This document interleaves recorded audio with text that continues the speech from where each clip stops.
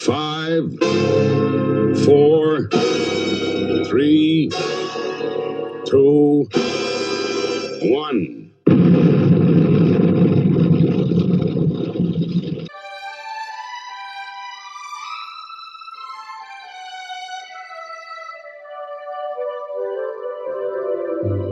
You're old,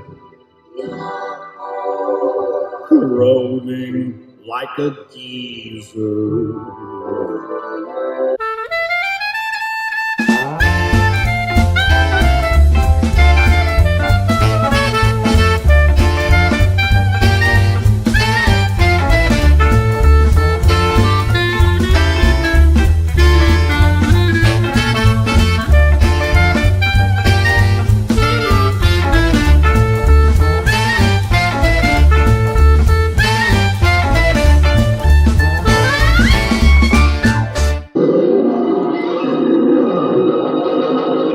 Hey, where's the beef? It's a madhouse! A madhouse!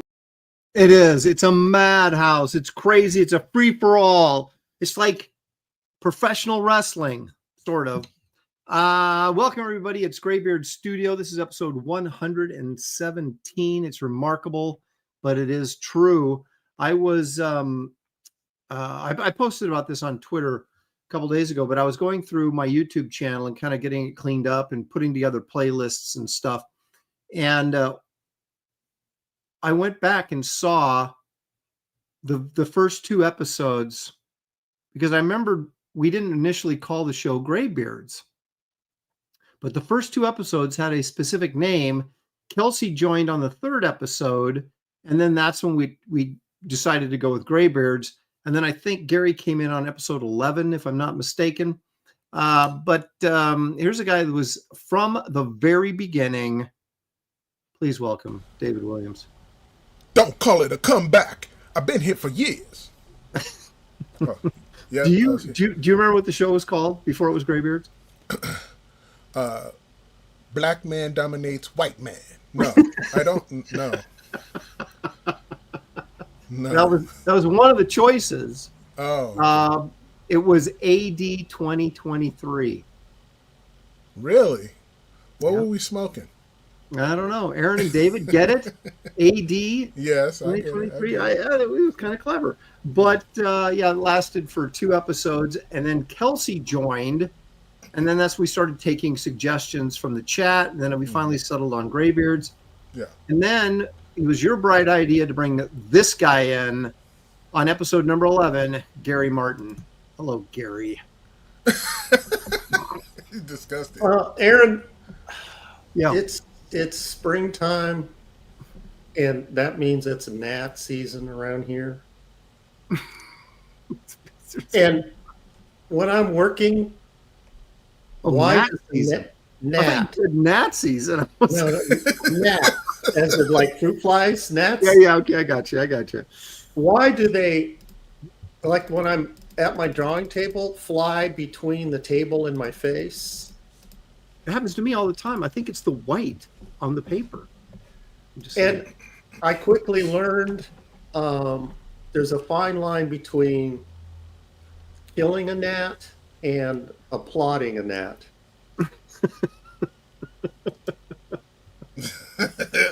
Every time you miss, you're encouraging him. Every time you miss. What I always end up doing is smashing them on my paper. Then I got this bug snare right on my paper, and I'm like, shoot, please, what was I thinking? Yeah, whiteout won't cover up No. a squashed bug.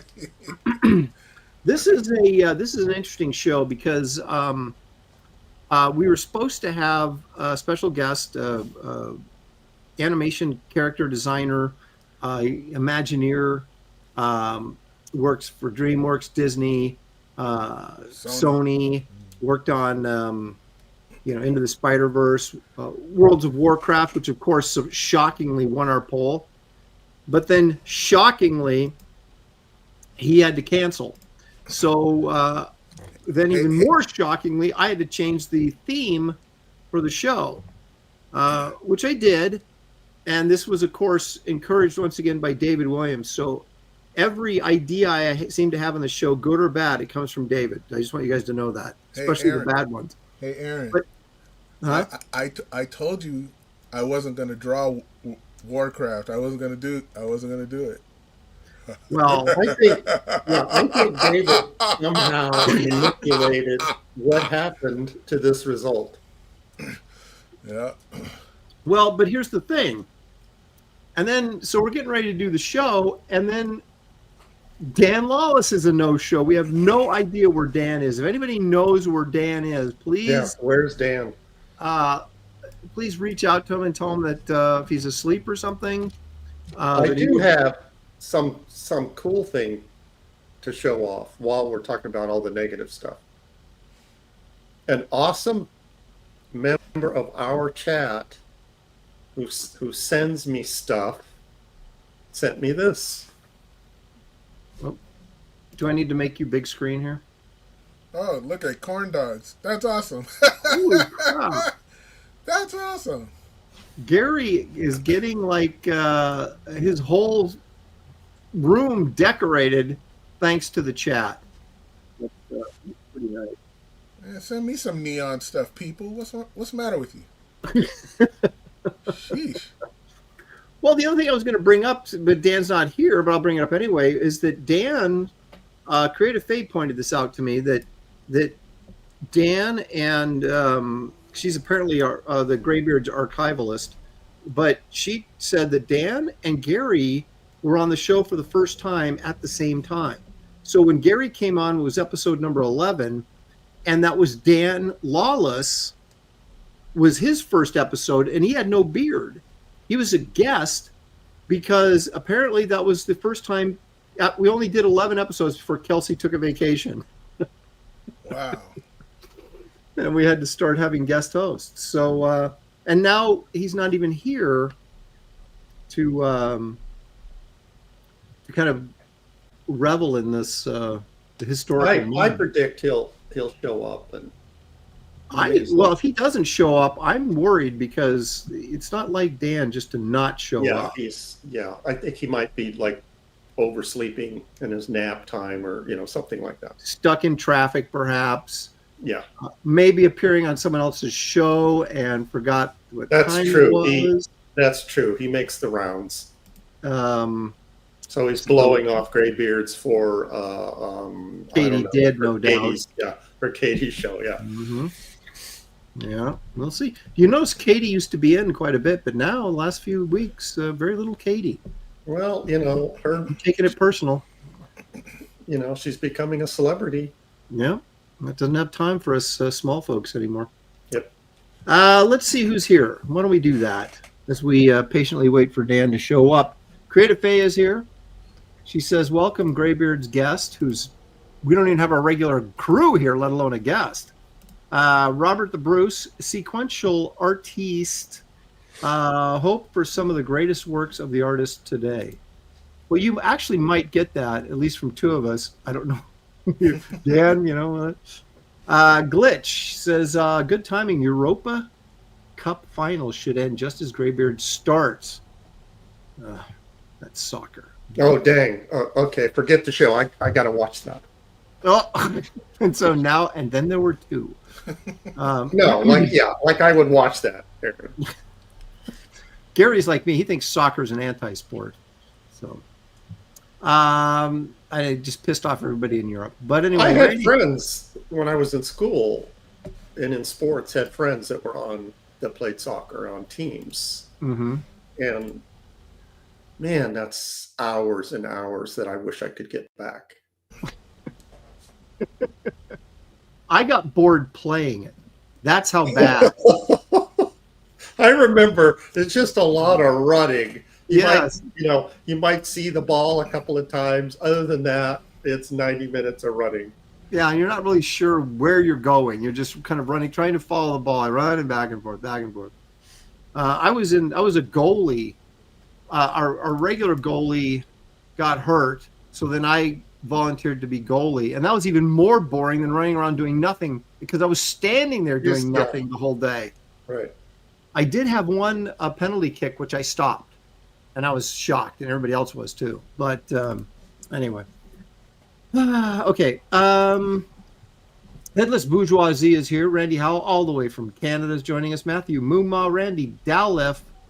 He says, did you say free? I'll take one of each. Oh, I guess the free for all. He's just kind of isolating the free part. Oh, he heard free and yeah, got excited. Right. Filled in beer after that, and he's, best name I can think of says, Hail, driving home now. Can't wait to see the Batman that Brohawk draws. Rand Arrington joining us. He's driving home. Daniel Russell says he's ready to rock. Rand Arrington says, does anyone know if the Graybeards have done the Micronauts yet? We have not done the Micronauts. What category? What other two categories could we fit in for that? Would you have to do toy tie-ins like He-Man, Micronauts, and ROM Space Knight? Wasn't ROM Space Knight? Wasn't that a toy? Probably. Okay, don't anybody be shocked, but Dan Lawless finally remembered he has obligations on Wednesday. Everybody, here he is. It's Dancing Dan Lawless. I forgot. Dan, you had an opportunity to come off as this noble, man of the people kind of thing. Well, I was driving by my local orphanage and, something like that. But no. Well, I was running some errands for my wife. That's pretty good, right? No. You have to be saving children or, All right. Well, I didn't do any of that, so. Okay, it's worse than you think, really, though, because I went back here and I turned on my computer and I'm looking at some YouTube video I was watching, and all of a sudden I had a suggested video airing live. I'm like, oh shit. Yeah, I guess I should watch that. Suggested viewing Graybeard's Studio. You're like, you should have. I thought, hey, that's Aaron's show. Wait a minute. You should have gone into the chat and made some comments. Yeah. Where's Dad? Oh my gosh, that's classic. Yeah. And then I'm clicking out. Oh, better get. I'm scrambling, getting all the lighting and everything, and then I click it on. I can see Creative Fate. Dan, where are you? I see David. Dan, where are you? Like, oh, it's already in trouble. Oh my gosh. Oh, that is so. What you gotta funny. do? You can't. Hey, I don't know then how up to date you are, but our guest couldn't make it. Oh, darn, Marcelo. Yeah, Marcello. So this is what we're gonna do. I'll tell you right now so you can be thinking as I go through the chat. What we're gonna do is, it's a free for all. You can draw whatever you want. Okay, in this episode, we're all drawing pencil drawings, but then we're going to mail those drawings to one of the other Graybeards, and that Graybeard is going to ink somebody else's drawing on the next episode. So in other words, Dan's going to draw Conan. Well, we'll just assume that's what he's going to draw. And then he's going to send it to David Williams, who's going to ink it. David's going to draw Batman, and he's going to send it to me, and I'm going to ink it. And I'm going to draw a Man-Thing and send it to Dan, and Dan's going to ink it. But we're inking them. You are, whether you like it or not. Yes. And so, in other words, you're going to send a drawing to me. I'm going to ruin it, and then. Absolutely. Okay. And Gary's going to critique our inks. So. You guys just want to see me screw up. I know it. No.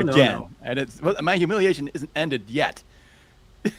Well, this was David's idea, and I think it's a great idea because I forgot the show. Now it's show that I can't ink. Reward. I will have to walk away with a tail between my legs. Yeah. So you draw your favorite thing today, and then we will next week we have a guest, and so we'll ship them out this week. Everybody will get the drawing they're supposed to get, and then after our guest next week, the following week, we will then have an episode where we're inking these things live.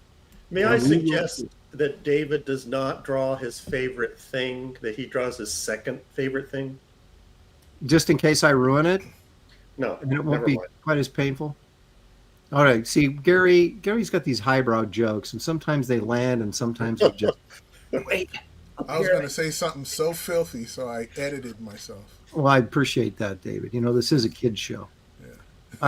Anyway, well, now that Dan's here, oh, and also Dan, which I mentioned earlier when you weren't here, was that you and Gary apparently came on the show at the same time with episode number 11. Oh, yeah, I read that somewhere.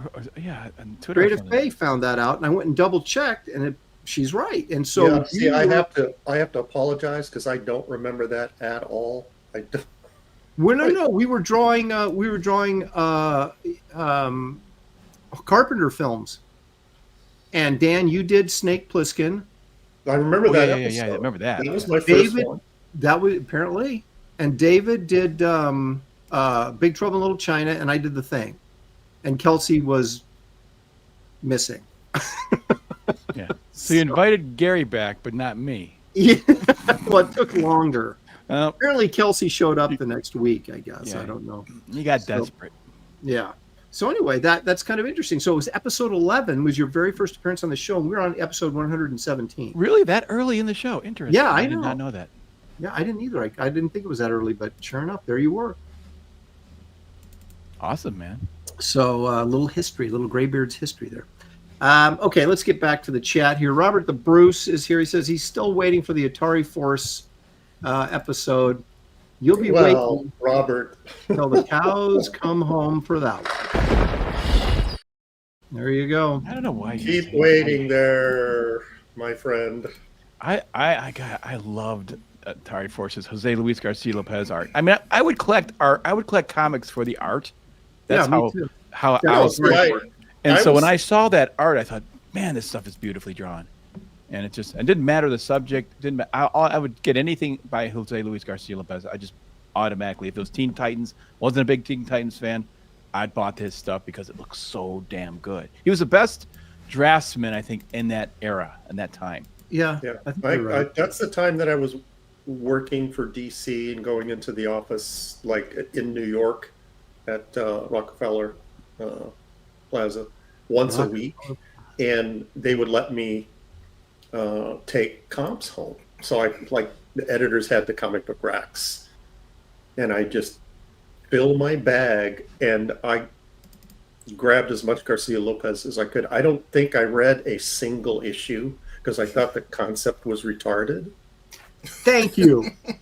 But the artwork, like you say, Dan, the artwork was just unbelievable. Unbelievable, yeah. That guy could draw like nobody's business, man. Yeah. Mm-hmm. Man, his perspective was excellent. It wasn't just a matter of drawing accurate figures, faces, objects. You know, he's drawn Central Park.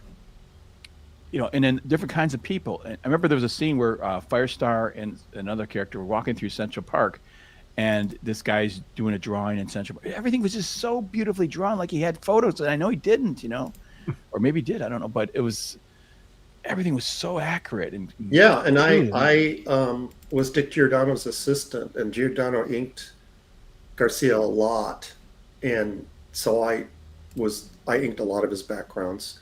So I had his pencil pages on my drawing table. Wow. Yeah, that's pretty darn cool, man. Yeah.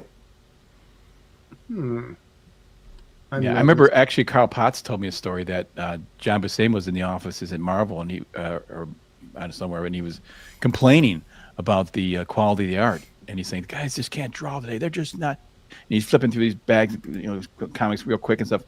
He said he got to Jose Luis's, like, his pages started turning slowly, you know, just started going, holy shit, this guy can draw, you know. I'm going to go orange. There we go. How about that? Yeah, I like it.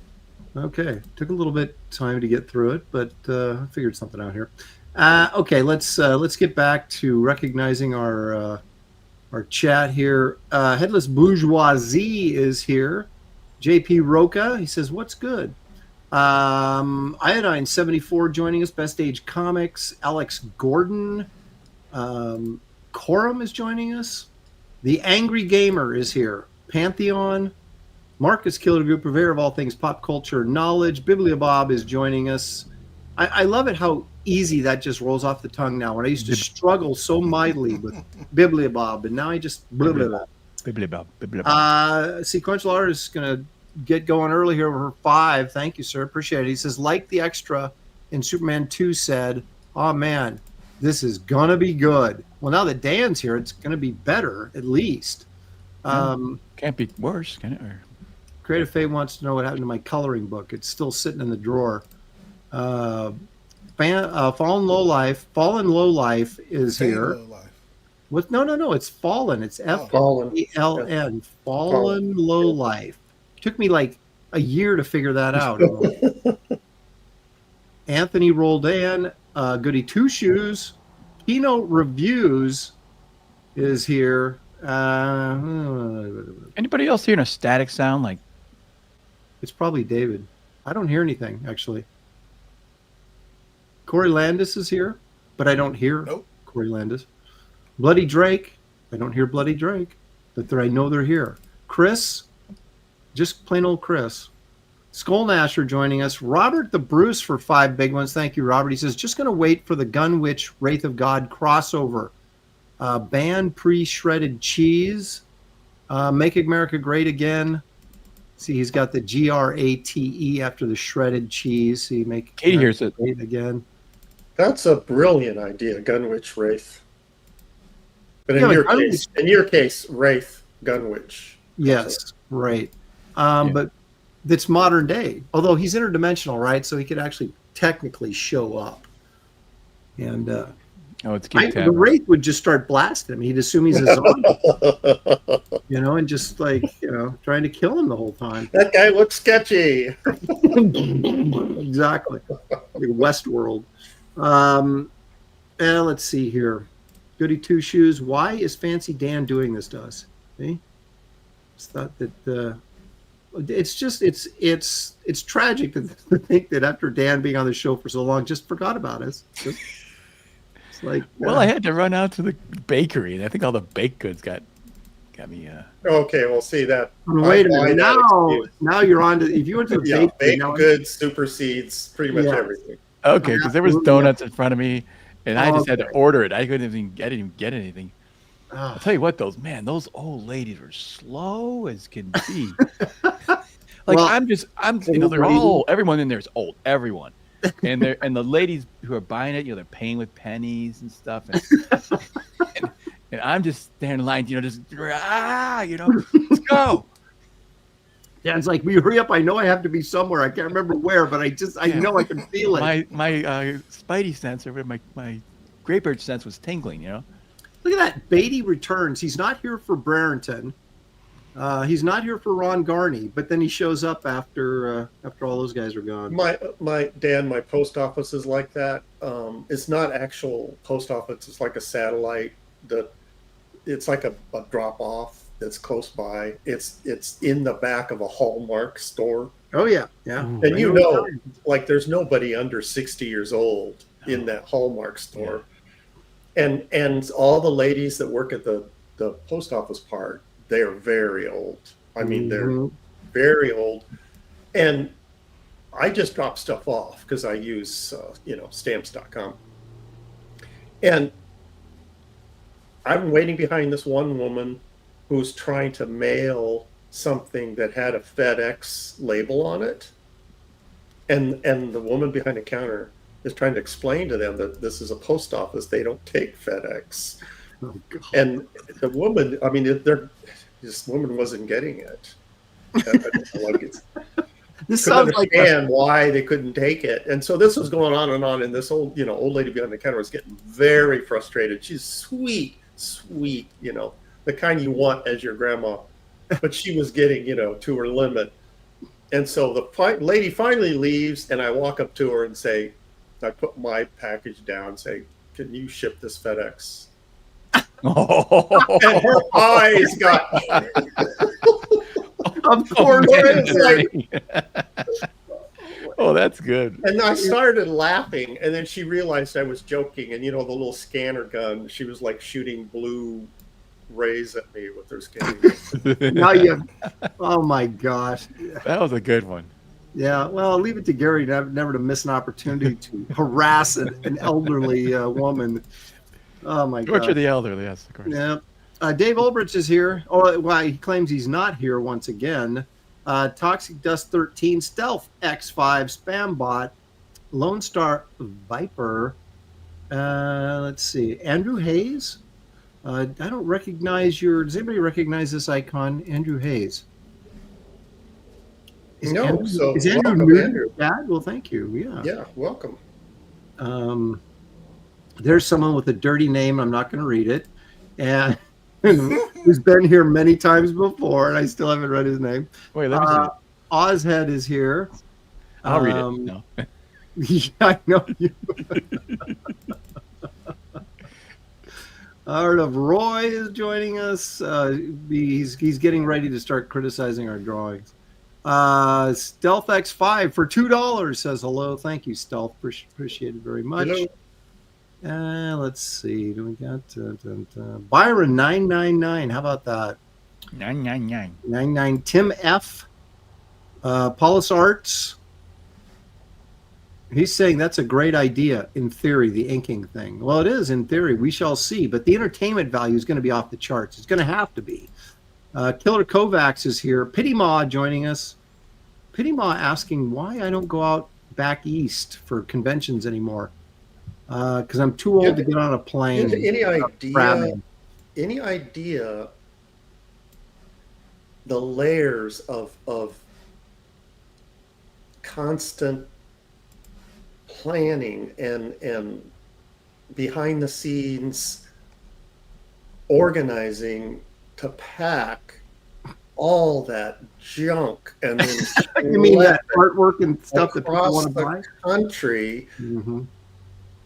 It's like camping, where you spend 3 days packing and getting ready. You get to the campsite, you spend a whole day unpacking. You camp for a couple days, then you spend a whole day packing again. You drive home and spend 2 days unpacking. That's what going to a convention is. Long distance. There's Gary painting a very vivid picture of our reality. There you go. Katie is here. She says, hello, Graybeards. That I assume is including everybody. That But includes, you notice, okay, Aaron, spin that into an insult. well, I'm going to, because you see that Katie usually comes in yelling, right? Hello, Gray, very excited. And this is almost like she's whispering, like she doesn't want people to know that she's actually watching the show.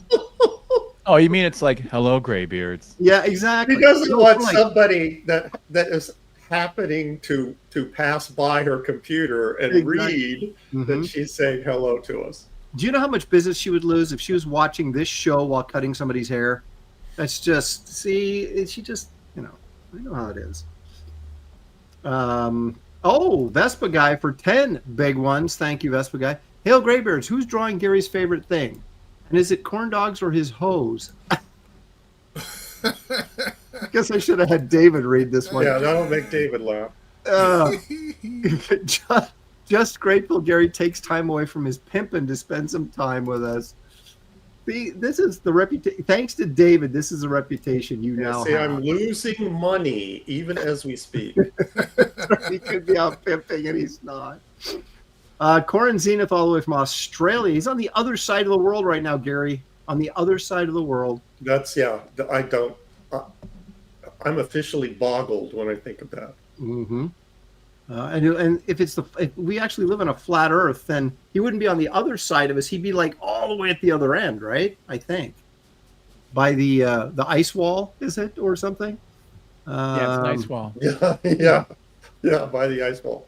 Yeah. Well, Dave Ulrich is claiming responsibility for the buzzing sound. I don't know what that means. Katie did for 2. Hello, Graybeards, one of my favorite CG shows. Woo! All right. Well, see, now I'm insulted. What do you mean? Why do you have to qualify it? One of your favorite. Yeah, I see. Yeah, she didn't say it was her favorite, did she? Right. No, she did not. She says one of her favorite. So Because she's the one. Katie, you insulted us all. But we got five big ones out of it, so that's okay. Yeah, that's right. Andrew Aguirre is here. What Geeks Do? Wizard Sleeves Gary is joining us. Yay, Wait, Katie gave you $5? Well, that was an awesome comment. Oh my gosh. She's like, oh Lord. See, she's like, now she's pretending like, oh, I can't ever win with you guys. As she needles us constantly. She gave us $5 and we insulted her. It's terrible. No, we don't that's treat anybody well here. No, this is a welcome. It's just like an old folks home. We're so glad to have people show up and visit us. Are we just grumpy? Are we grumpy old people? Or Yeah, Yes. well, I am. I know. Gary clearly is. So, NRG Comics for $10. Been a while since I could see you guys live, at least for a few minutes. I will enjoy watching the whole episode later and chuckling as the Brohawk wins again, even though it's not a contest. Katie, those are the kind of things we encourage. These kind of comments, that this guy's just excited to spend a little time with us, even if it's just for a few minutes. It really touches me. Thank you for that, NRG. Let's see who else we got. What? And Aaron, now she's yelling at me. Now she's mad at me. Aaron skipped my super chat. Aaron, how could you? I did not. Did I skip? Didn't I just read it? Yeah, you just read a $5 one. Yeah. No, it was $2. Oh, $2. Okay. So we don't have to be that. Is there another one? $2. Did you have two? I don't see another one, Katie. If you have two up there, I think you're lying to me to try and create. Oh my gosh! Don't insult Oh, her. okay. Paying customer. Dang it! She admits that she made a mistake. Oh, see, all right. But she's still, Now here comes the guilt. No, I can never win with you, Aaron. You're breaking my heart. Oh. Yeah, well, he's a heartbreaker. What can you say? yeah, see, that's common knowledge. Many a lady has fallen. See, she's trying now. OMG, Aaron, you're God's gift to the world. She didn't capitalize God, though, or put an apostrophe in there. Yeah, and my girls know him well.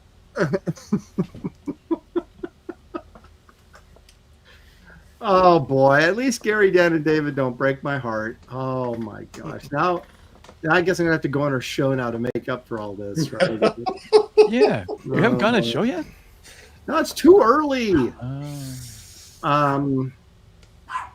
Okay. All right, let's get on with this show before Katie completely just destroys me.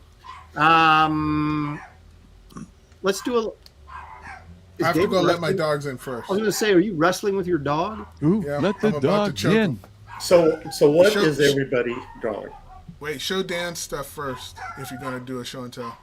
Oh, I do have a couple pieces, show and tell, I including forgot about that. one from last week. Yeah, hang on a second. Well, no, I'll do Gary first. This is ready. All right. Oh, I wanted to show. Look at that hair.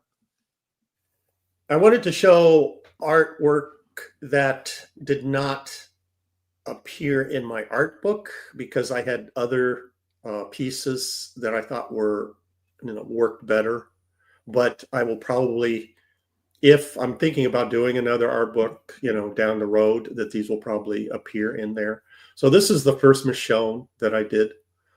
People always ask me about the hair. I used a sponge for her hair. Oh, did you really? Yeah. That is old school, man. So you can see How- that. How do You you see, do- it's yeah. all spongy. Right. That looks great. I feel like Well, I see just blocked in the black areas first, and then it's basically I'm just softening the edge with the sponge. I'm more interested in how do you make a long sweeping line? Do you use a curve or do you a sweep? For like For the sword. Oh, the sword. That's I used a rigid device. Like I have a flexible curve. Careful now. Yeah, David, calm down. Hold on a second. I'll show it later after I finish. It's a flexible French curve for that. Let's see. What else do I have? Oh, it's another Ripley that I did. Wow. Now this one didn't make it in. Did the not. book? Yeah, I have a Ripley in my art book, which the link is in the description. Correct? Yes, it is. Okay. Brush with Destiny, Gary's ink art book. Very The nice. link is in the description Awesome. of this video. Take you right there that you can get a copy right now. I mean, it is published and ready to be shipped. So My eyes Impressive. were playing tricks on me, and I knew there was an alien in the reflection, but I wasn't looking at the actual silhouette. I said it has to be in the black, so my eye, it was weird. You were looking at the black. Look at the So this negative is space. Yeah. this is the second one that I did. Someone saw the first one and said, "Hey, I want one of those," and so I did this one. So this will probably be in my next art book. And then I did 2 Brides of Frankenstein. Oh, Oh, that's a great. nice one right there. This one was. Did you dry brush that hair? Yeah, I did. So like if I blow it up, you can see. Mm-hmm. See, yeah, I wanted it real soft. Yeah, very nice. I love that. Is there any whiteout on there? Probably, but not very much. Start over. Throw it out. Start over. Not very, very nice, Gary. So this is a flexible, I don't know what you call it, flexible French curve, so you can make it. Oh, I've got one of those. Yeah, I got one of those too, but it never worked for me. I know, very because well. it's always lumpy. You can't really get Yeah. a smooth. Well, you can, you have to work with it to get the effect that you want. Talk you have nice. to be patient and be able to get it to where it's smooth. But yeah, that's what I use for that. Mm. Okay. David, your turn now. Hey, look at what I got. I got those pins. Yeah, so did I. I got a set of 3. Did you test? Using it Did you today. test them? I So don't like the brush one so much, but this one is awesome. Yeah, that's I like the extra fine one. I think is better. Yeah, and these are dangerous. Like, don't try to just straight off use it. You got to test it somewhere and see how much it gloops. Yep, you got to be careful. You know, but this one's perfect. This one's great. There you go. But I sent you some things. Oh,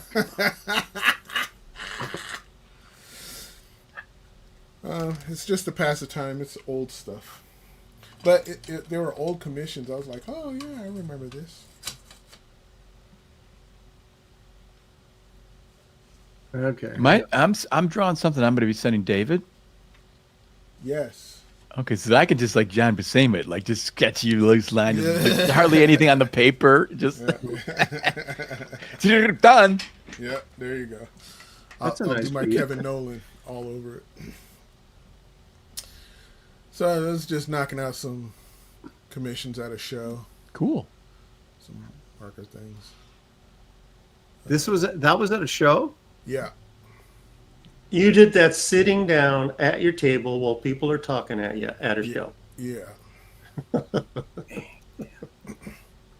What is that man sitting on? Who's It's Iron Man's glove. Oh, okay. Yeah, so he's small then. I get it. Yeah. Yeah. I was like, what's that large hand? I'm like, oh, I forgot. Ant-Man changed his eyes. Oh, you know what I could do? I could do this, couldn't I? It would. All right. This is always very complicated for me to dig up these things. There's Captain America. That's an interesting choice. You do that on. Is that really that paper that pink? Yes. I wanted to just try something different, so I didn't have to use that many colors. So there's a color already knocked in, and so Yeah, it's a fun way to work sometimes. Yeah. yeah. Yeah, I need to work more on colored paper because it is kind of fun. You can mess around with your highlights. What's the white with? Is that what, like a white marker type thing, or? It's one of these Presto ink things. So I'm Right, just- looks like a kind of marker. Yeah. All right, and we got this. I think this is Oh, Phoenix, cool. right? Yeah. She's pissed. They always make her so beautiful, and I was like, why shouldn't she should be like scary? well, that's scary. All right. I Psycho. was going to say you succeeded. Looks Yeah, like absolutely. it's that time of the month. Yeah. Oh my gosh. Gee, Hello. Is that the red eyes? Like the. man, that kind of erased everything I've ever said on this show. Thanks. Why Thanks, is Jim. that the first thing that popped that's into my head? I just could okay. not help it. I had This to is- say it. I love this man. one. Oh, it's great, thanks. man. I love it. I did that one at a show too. Man. That's like that. That's like what the if they did an animated cartoon of Frank Miller's. No, Dark this is better than an animated cartoon. You're insulting him there. No, I just mean that doesn't that the kind of way it look? You can see the Frank Miller in it, but you also have this sort of David Williams animation style kind of thing going on in there too. That's really cool. Yeah, that You was use good. markers to color that, I assume. Yep. Well, you see how the light grayish thing going on through his cape and even through Batman's body. So Yeah. that's what I was telling you. I was using the like these pit pins, but in gray. Yes. So I did the whole thing in gray, and all the blacks I put in last. So that's why it pops like it's an animation Oh, type thing. So, like, even after you're done with the coloring, you went in and inked it then. Yes. interesting. And so it doesn't smudge all over the place when you're coloring over these pit pens. That's a good idea. So basically, his back, Batman's back, was that? Is that his right leg back there? That we just see it as Yeah. it's a tonal rendering. It's almost like doing a color hold. Yeah, exactly. That's what I was trying to say. Very nice. Did you do this as a commission, or were you just messing around? I don't draw to mess around. I try to get paid. Yeah, I think that way Don't too. you Like, love I'm going to put when pen to people- paper. I want to get. Don't you love when people say, "Hey, well, Aaron, wouldn't it be cool if you drew this character?" Yeah, I know. You're like, yeah, it would be cool. Cool for who? For you? For you, for the low price. No, that's a great piece. I love that. All right, so then we got this guy right here.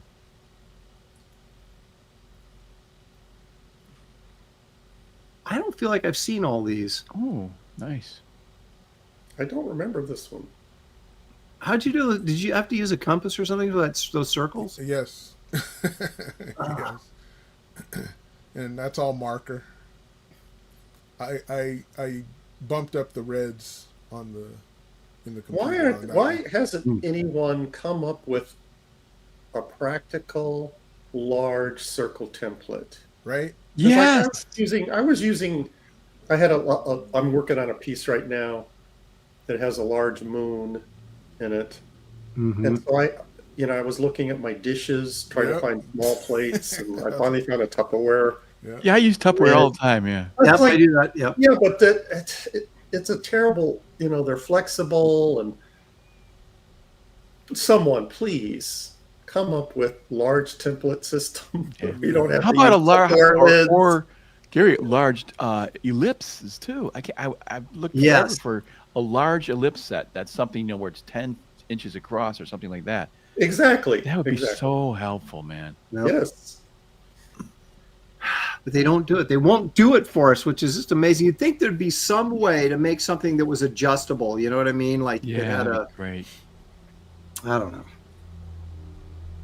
Then of course, this is great advice. Just learn how to draw a circle. Oh, of course. What was I just? What was I? Oh, yeah. Why didn't I think of that? Captain Bippo says just use a spirograph.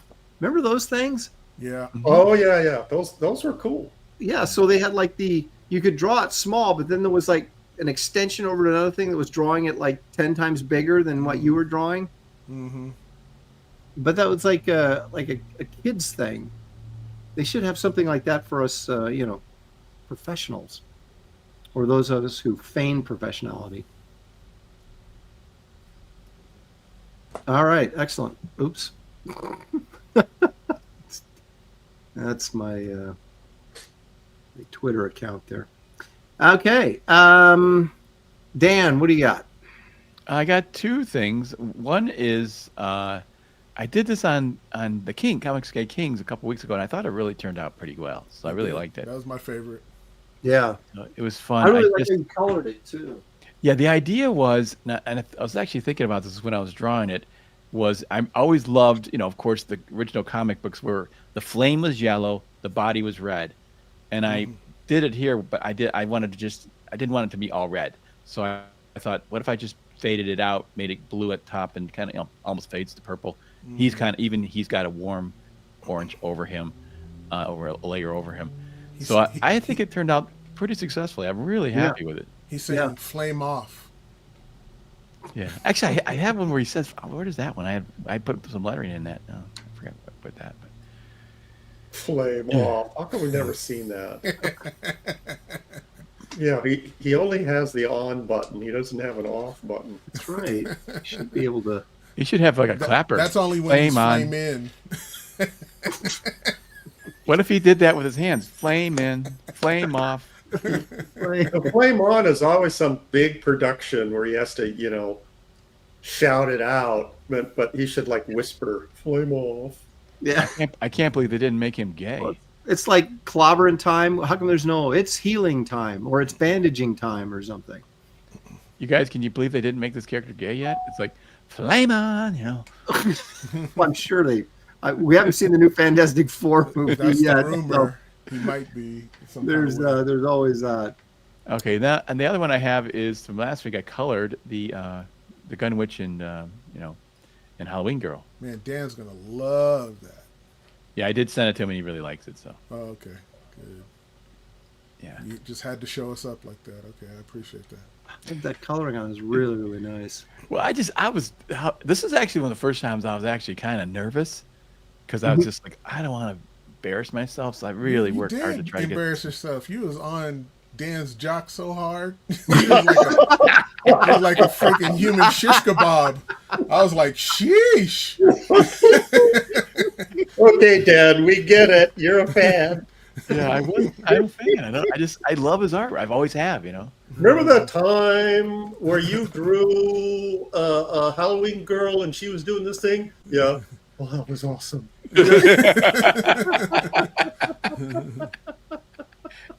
It's great, man. Awesome. I mean, you brought out all of his books, and I'm missing some, and I was just wondering if I could get them, if they're on your site, and I'm missing a couple. Hello, do you like me? His dad, wasn't it? Oh my god. Oh well, whatever. What are you going to be? What's your next show? I'm not answering that question. I was thinking of asking him to air. Did you air sign do it on the screen here? Yeah, sign my book. Brereton hears a tapping at his back window, and Dan's all, I'm here. Can I get you a cup of coffee? Are you comfortable? Yeah. Oh, poor Dan. No, Can I pick up your laundry? It was great. Yeah, can I pick you up at the airport? Do you need any help moving? That's good. No, that turned out great. Fantastic. Yeah, Dan messaged me a lot after the show and said, please stop bothering me. And I was just like, well, no, he was like, yeah, I want to use all you guys' drawings in the book and everything. I was like, his book or whatever. And I was That'd like, be cool. Oh, I got to tighten mine up then, pal. You got to rethink it. Yeah, I'm going to rethink my drawing completely if it's going in the book. What? It's got to be published? Now, wait a minute. That wasn't part of the deal. Okay. No, that's fabulous, Dan. Fabulous. Oh, speaking of projects, I wanted to say that I'm working on, I just finished one and I can't talk about it. The client doesn't want me to spill the beans yet. Oh, but you will hear pretty soon, and I'm pretty happy with it. I actually did coloring on it, and I don't color that often. And well, so like, are we talking digital coloring or hand coloring? Photoshop. Okay, so And it came out much better than I had anticipated, and so that's why I'm, sprinkling the breadcrumbs. So when it comes out, I think you guys will be surprised. So basically, you have to ship him the commission, so he has it first, and then you can show. Just say yes. It's just yeah. Okay. All right. We'll just assume that's somewhat correct. No, it's something that's going to be published. Oh, okay. Yeah. So anyway, I just wanted to I lay got the groundwork. Lay the groundwork for that. Excellent. Dan, a tremendous coloring, the shadow work and it just on little Halloween girl, on her arm and the legs down here. I mean, it was just really nice work. Yep. Thanks. Very nice. I've got a few things that I will share, if I may. Let's just do this. No, let's just get to drawing. Yeah. See, at least I'm not as bad as David, who just like show like 30 pieces I did. Jeez, man. Okay. Here we go. I just did this for the heck of it last night. I was messing around. See, this guy draws for fun. Yeah. That's something you will never, ever hear from David, Dan, or I. I'm just messing around, doing this for fun, killing some time. Well, a lot of times I get an idea. I'm like, I should do like a Bigfoot print or a Yeti print. Wouldn't that be funny? And then I get like this far into it. I'm like, no one's going to buy this. And then I stop. See, That's pretty cool, man. Oh, yeah, see, chat, take note. Aaron, someone would buy this as is. Aaron just said something key there. I'm not going to repeat it. But it is true. Okay, so this I did a while ago, and I'm going to paint it, but I still haven't painted it yet. So I'm still just kind of like, it was a piece I thought, you know what, I'm going to paint that and sort of just practice paint, with acrylics. Mm-hmm. And I'll paint it for fun. I'll paint it for, that's exactly what I'm going to do. And then I was working on this Conan piece, and I don't know. I like that a lot. These guys have skull heads. That's a terrific Conan. That arm cool, should man. be like sliced in two.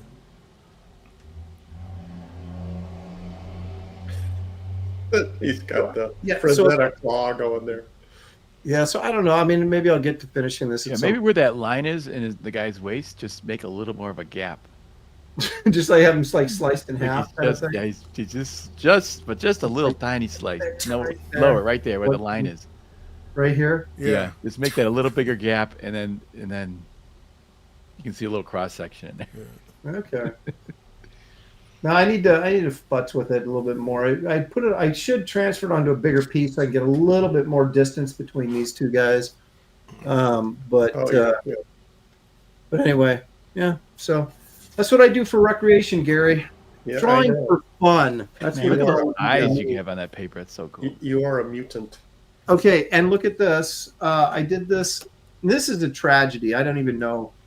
I did tragedy on Comicsgate Kings.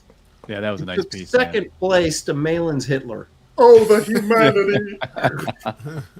Just outrageous. But anyway, that's my super scroll. So there you go. I like it. Need some more fascist imagery. Second place, huh? Yeah. Somebody, Aaron. I bet you if you color it, it'll fly right off out of that portfolio. Yeah, probably right. I probably should. That's true. I should color it. You're right. Someone did took a close up of this and put a Hitler mustache on him and said, and I went, yeah, that's what I did. Winner. Well, you're actually using a legitimate light source to give him underlighting. Instead of just my regular cigarette. Yeah. Thing where I am the super scroll. Oh, God. The German super scroll. All right. Look at this. This is pleasant. Not a tragedy. Malin is just loved more. Damn. Oh, man. Wow. Okay. Okay. So Dave says that Yeti looks like a design for a vinyl model kit. Mm-hmm. Remember those? Yeah. that's true. Yeah. All right, guys. It's the moment of truth here. Oh, hang on. Oh, Rand. Thank you, Rand. For 10 big ones. Ooh. I made it home from work. Phew. Okay, Aaron, how can you hate Atari Force so much? And don't say the concept or story. Lopez's art alone should create a warm, loving feeling in your heart. That's true. Well, here's a warm, loving feeling in my heart. See, that's why Thank they you. love mailing more. Thank Yeah, you. For see, that's where I $10, get man. that's where I get my warm feelings is in my gut. Mm-hmm. Look at this. Look at this. Is that just dripping with sarcasm? Wow. He's tired of veiled insults. Now they're just straight up. Yeah, she's just going to straight What? up. It's very positive. Better luck next time. Yay. Dan, you're so positive. And then she laughs mockingly. The humanity. Okay. So, David, what are you going to draw that I'm going to ink? Whatever the hell I want. Y'all Okay. find out when I'm done. Yeah, okay. I guess we'll find out. Dan, you've had a little bit of time to think about it, even though you were late. No, I'm asking David. David, what am I drawing? I don't know. Draw something cool. I'm just saying, just something cool. What do you? What's want in me to your draw? wheelhouse? You like Yeah, something that you want to draw. that you want to draw. You want to draw Conan, you know. So do. I could try to elevate whatever I think you're trying to go for, and don't go the Buscema route or whatever, and not put any details or anything like that. So go to town. I'm kind of thinking, though, do I draw something that kind of sort of goes to your style more? No. What about something Frazetta-like that isn't Conan? Like the Sea Witch or, something like that. Characters like that. Take a Frazetta character and pull him out of the painting and make a new... do your take on it. That's a good idea. I'm going to pull up my Frazetta file, see what kind of paintings might be cool. Ozhead says, draw a Smurf eating an Ewok.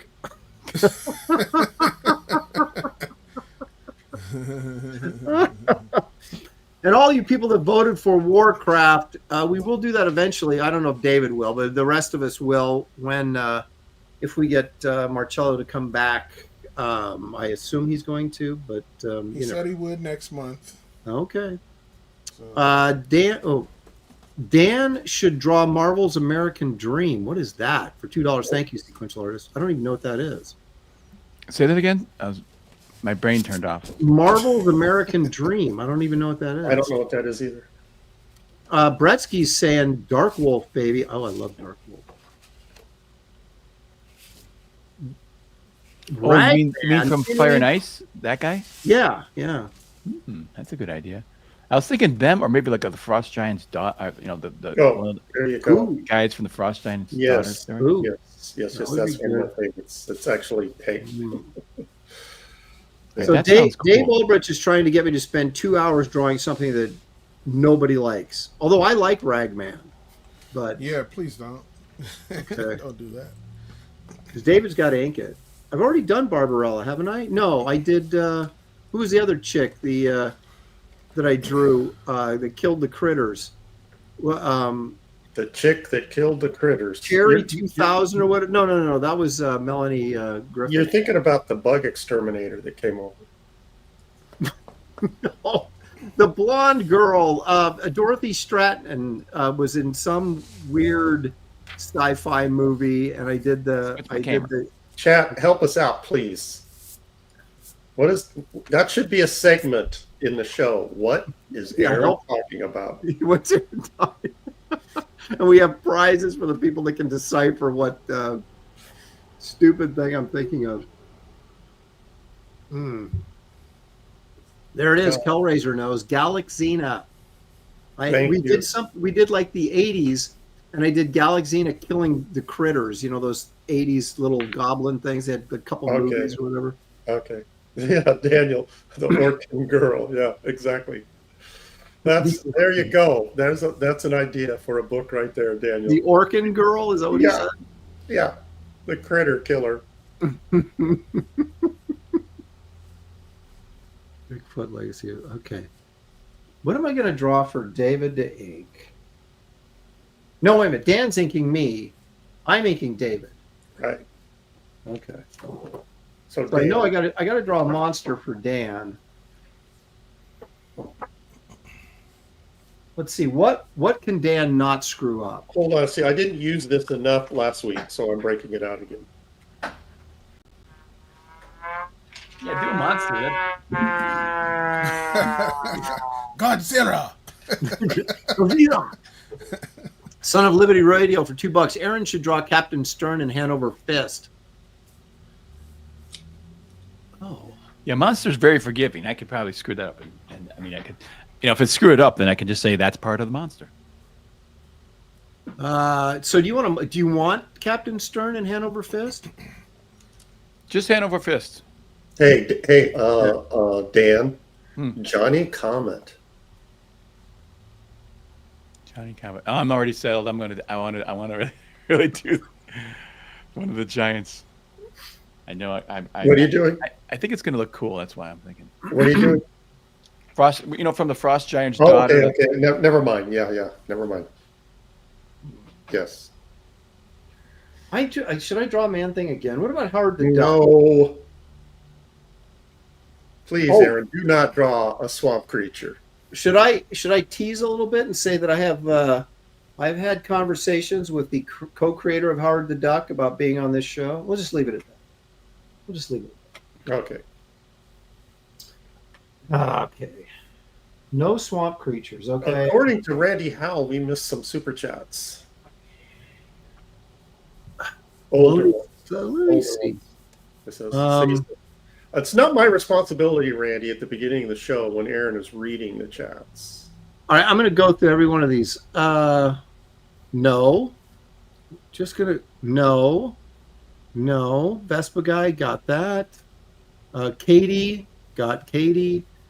NRG Comics, we spent a little time on that, sure. Oh, here we go.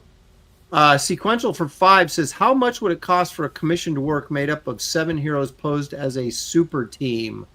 Who are you asking? Yeah. Well, yeah.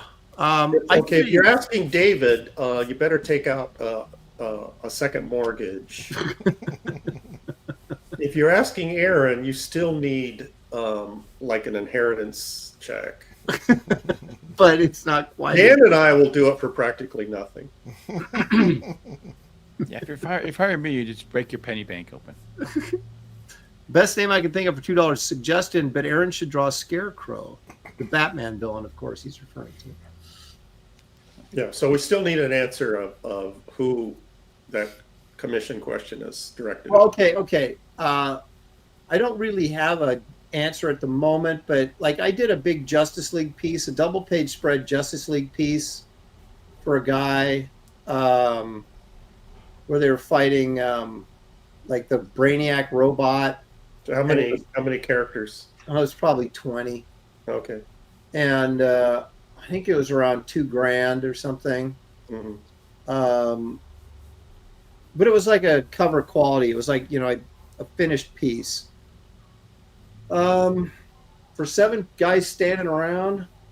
See, but then you got to ask yourself, is it color or is this like kind of a sketch finish, or do you want it like this is a pinup for a book or a cover? Yeah. Because that takes more time. How big do you want it? How big do you want it? Yeah, there's a lot of variables here. But you What's probably the fast, good, and what's the other one? There's 3. So whenever you're talking about multiple characters, that multiplies the cost. Yeah, you're going to be up around $1,000, I would think, regardless. Yeah, probably, yeah. All right, should I draw a Hanover Fist? Yeah, I'm going to draw a Hanover Fist. Yeah, for Aaron it's $1,000. For me, it's 1,000 pennies. Pesos. You're gonna have people coming for you, G. We're putting that out there.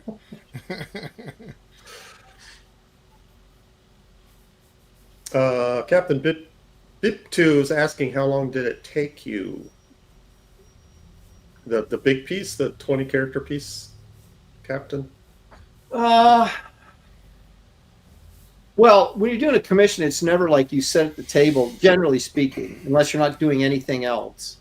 You don't spend, like 8 hours a day working on it until it's done. You kind of work on it a little bit here and there. And Yeah, I jump around on other projects. yeah, it took me a long time because it was a lot of just getting the layout of everything took a long time. I'm sure I spent, like full days work type stuff, probably. It would have taken me 2 days, 8-hour days to pencil it, probably, maybe a little more. And then inking it just as much. So let's say 5 days, probably 4 days. So they're talking about like 40 hours. Yeah, probably. So how much is a 40-hour work week worth to you? Not you, Aaron, but the commissioner. Art of Roy says, if a commissioner doesn't mention money, first, go for broke. Well, I try to be, Yeah, you can't just, he's got dough, so I'm going to triple my rate. Yeah. I do that all the time. Yeah, well, okay, but Yeah, I do that too. If I get like, now that we're admitting, if I get a commission request from someone I'm not familiar with, and they're, especially like if they're coming from comic art fans, I'll go to their comic art fans gallery and see what kind of art they have in it. And if it's high end, I will tend to charge more. I'm confessing that now. So if you're in the chat and you have a comic art fans account, you have a gallery, put really like low end stuff in it, and so you'll get better prices for commissions. You've got to get to that point where you're just like, you don't care if you lose the commission or not. You just go, this is how much I charge, and and I kind of look at myself as sort of like the Kmart of commission. And I still get people like $200. Are you out of your mind? I know. Yeah, sometimes people get mad. I mean, it's just, and if you do the math, you really, you're not charging that much for what goes into it. Yeah, for the hours you put into it, yes. John says, note to self, buy some rags from Goodwill for my profile pic before commissioning Gary. Well, yeah, that would be a good strategy. Oh, man. And you guys probably do this too. I have a friends and family rate, so if it's somebody that I consider, And I double my rate. Yeah, I was going to say, friends and family. Heck with them. My mom asked for a commission, and I said it double the price.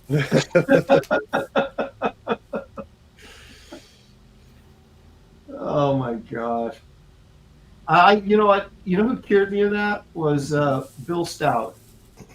Well, he's a mercenary. He is, but I mean, he's got the right attitude, right? It's work. So this is how we make a living. So doing people favors is just putting you in the hole. Well, I don't. Yeah, I don't do anything for free.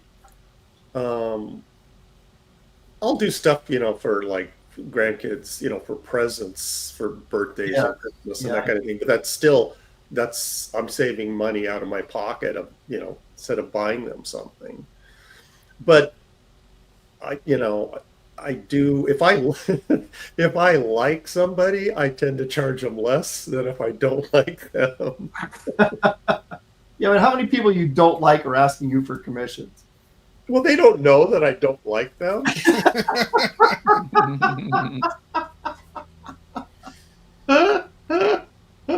Hopefully if they're asking me, I assume they don't know that I don't like them. Well, plus, like publishers count, if I don't care for a publisher and they're asking me what my page rate is, I give them the max. I don't know that I've ever not given a publisher my max. Okay. Well, if I really want to do the project, and I do this with commissions too, you guys might do it too. If I want to do the commission, if it's a cool subject, cool idea, I will tend to quote them a lower price, just, because I'm not I want to make sure I get the commission. Yeah. So if you come up with a good idea of something that I really want to do, I'll charge less. Well, that's the thing, right?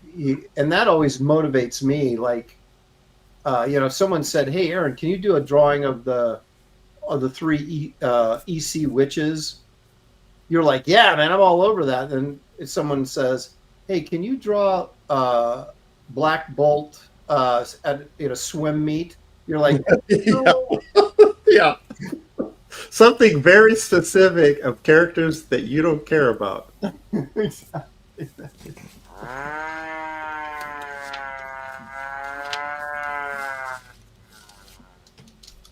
Someone cutting their lawn?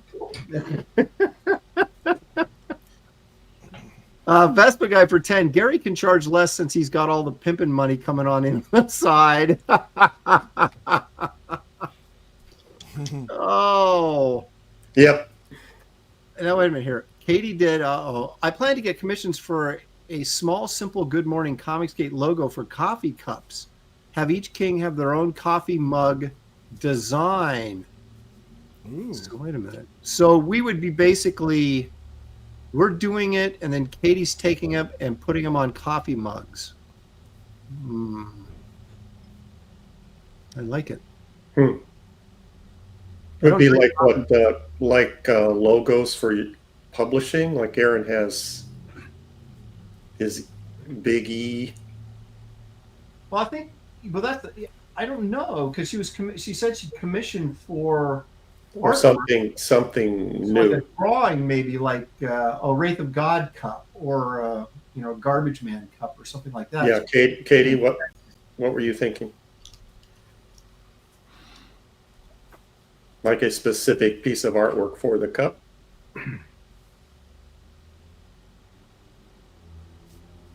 I'm turning Hanover Fist into the Hulk. All right. Well, more It started out Hanover. Yeah, but it's like more people like the Hulk than Hanover Fist, right? True. As long as we're talking about art, I was thinking about art terms that people who want to act like. Oh, I'm sorry. Let me get back to Katie. She's updating. Have the kings have a small designs of the GMCG logo. And yeah, if they like to add anything related to them, sure. See, now I'm more confused. I am confused too. People can pick their favorite CG King morning show coffee mug. Oh, for the shows? Yeah. Oh, not for the characters, but for the shows. Well, I think we know that for this show, we just put a big number 1 on there, wouldn't we? Mm-hmm. Okay, so Katie's #1 show. That's right.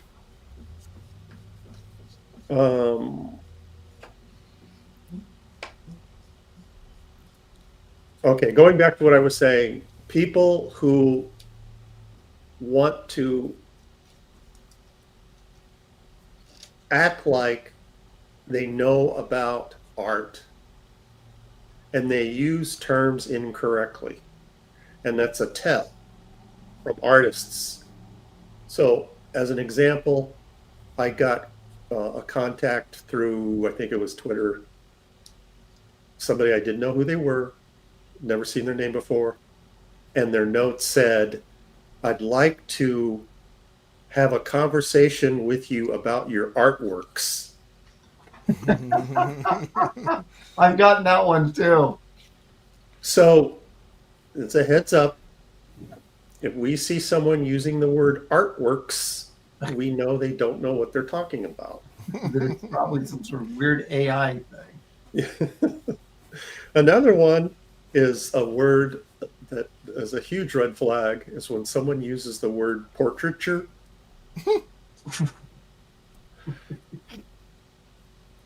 And the third one that always cracks me up is someone referring to gouache as goucher.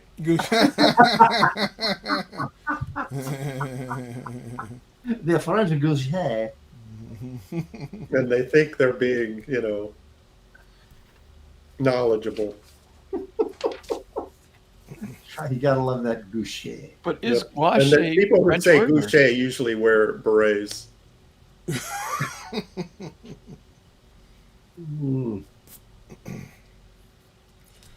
Is gouache a French word though? It's gotta be. Yeah, Gary, maybe in France they call it goucher. Be fair. Probably do. Do we have any French-speaking folk? They call it goucher in Cheeseland. In fondue land. Yeah. Goucher. Fromage. Fromage, goucher.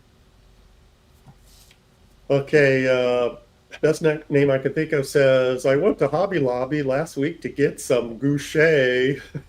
I asked the worker where to find it, and they asked me what it was. Well, we do have a French expert, Shelley. Yeah, where she wouldn't. She only knows how to read shampoo bottles. There. She buys French shampoo. Yeah, you get that expensive stuff like, well, what's it called, Le Femme or something like that. I don't know. And they've got like French instructions. Dang. Ask Katie. Oh, she that's probably for uses me. it. That has to be great. Just for women. Ask Katie. No, seriously, ask Katie. She uses it. She's a It's French hairstylist. and it's just for women. Lopez. Wow, and then Aaron, when you saw how much it cost, you said, Jacques Bleu.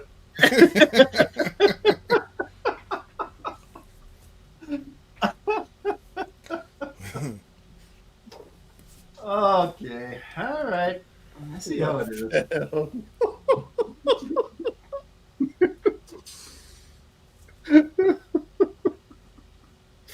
Le Femme.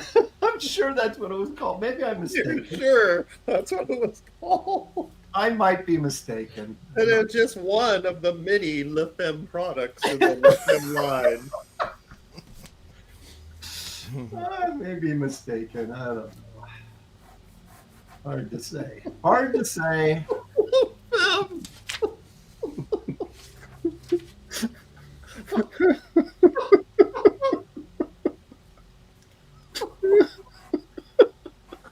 Oh, man.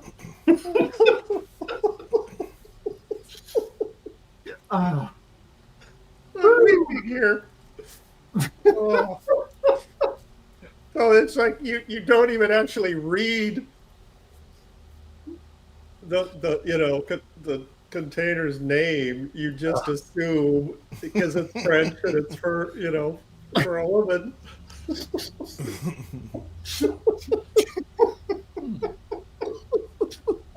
Oh, I know what Le Femme means. Come on. Oh man. Ah.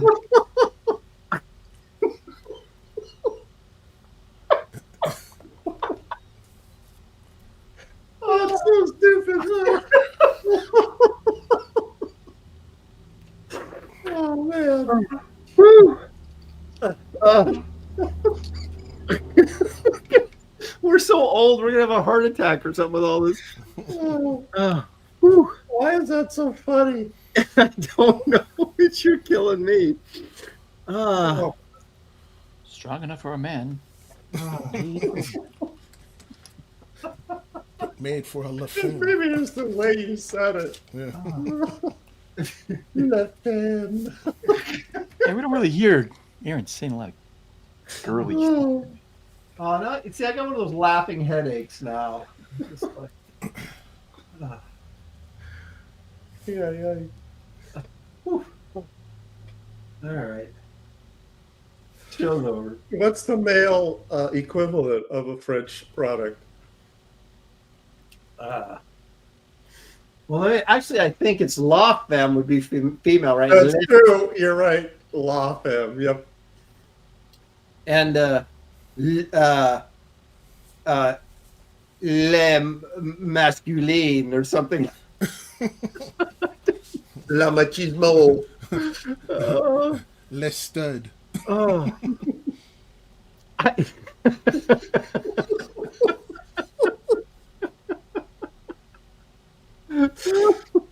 There it is. Le Brute from Yes. Perfect. Perfect. La Brute. Perfect.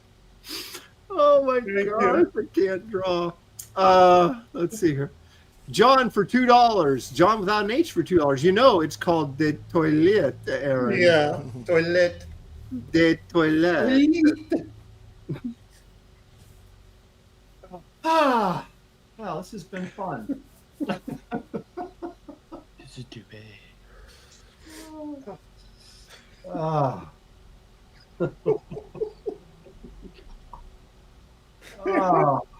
Aaron, you just insulted half the population of the world.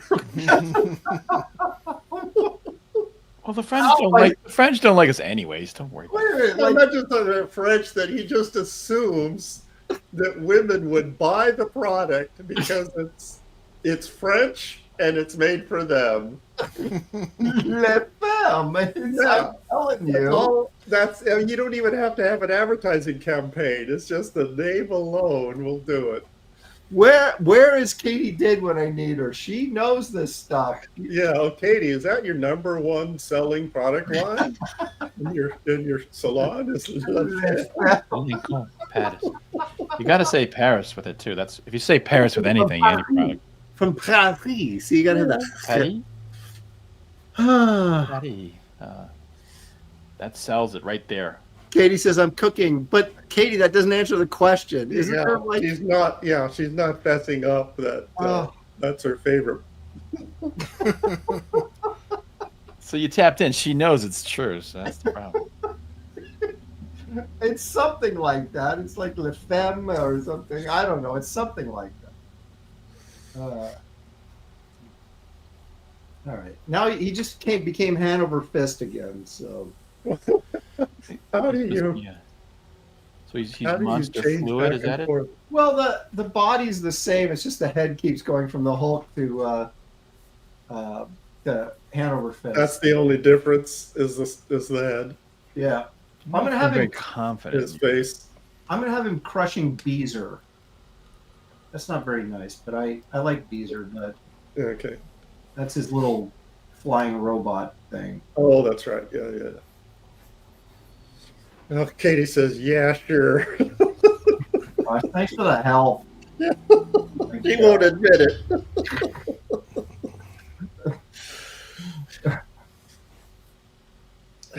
So, do you, Katie? Is that like the number one question you get from potential customers? Do you carry Le Femme?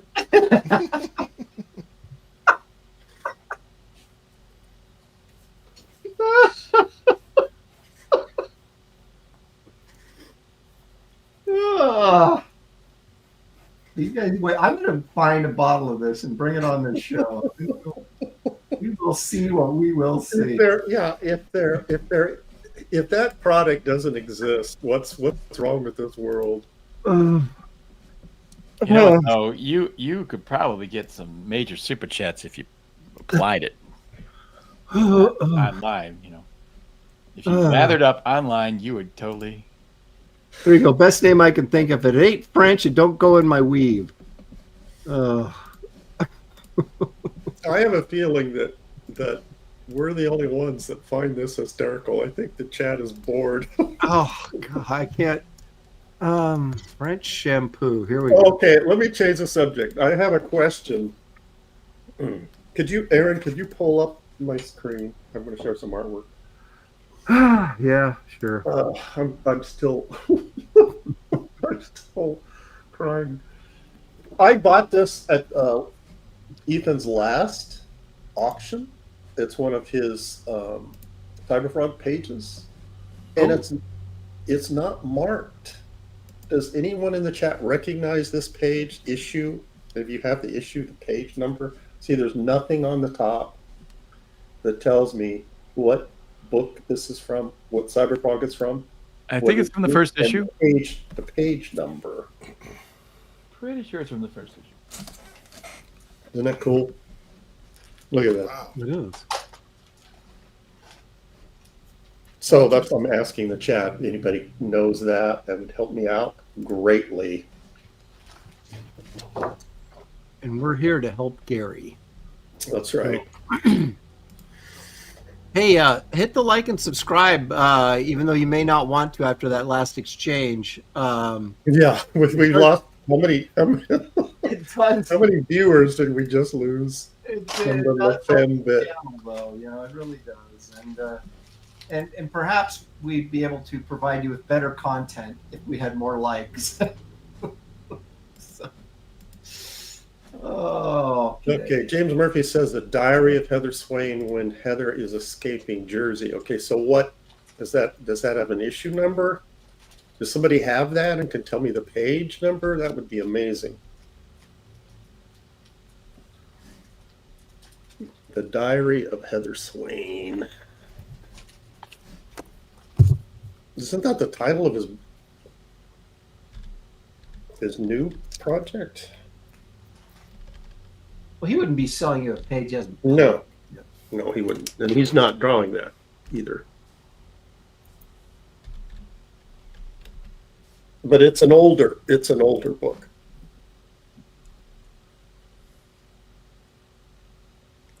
Murphy says it was a supplemental book that came with Blood Honey. And so it doesn't have an issue number, that's just the title, The Diary of Heather Swain.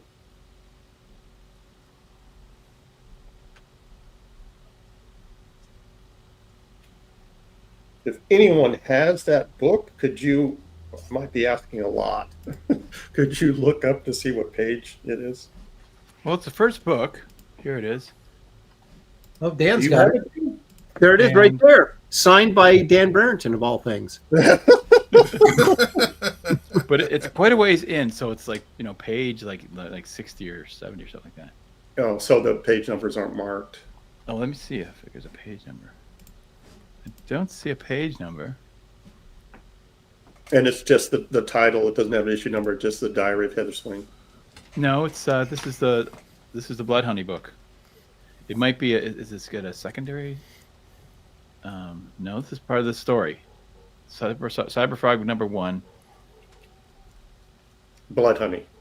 Blood Honey. This is the first Cyberfrog book. So let's see. 1, 2, 3, 5, 6,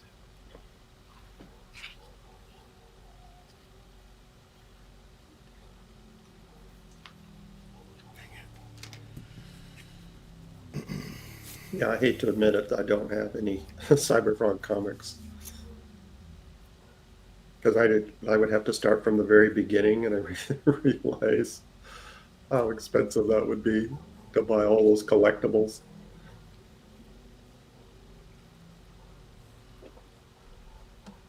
Has Ethan ever talked about doing a collection of all his issues? Sure, he's talked about it, but Looks like I think it's 76, page 76, if I counted right. And by the way, this. There's only 2 books that are out, $25 a piece. That's really the of Cyberfrog. You can catch up pretty damn quick with that. well, So it's Cyberfrog #1, Blood Cyberfrog Honey. #1 is Blood Honey, and Cyberfrog #2 is Wreck Planet.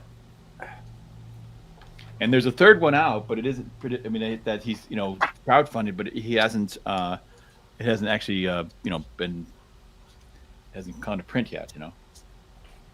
Just 2 of them are gone to print, and yeah, those those are the Cyberfrog comics are super expensive on the Yeah. secondary market.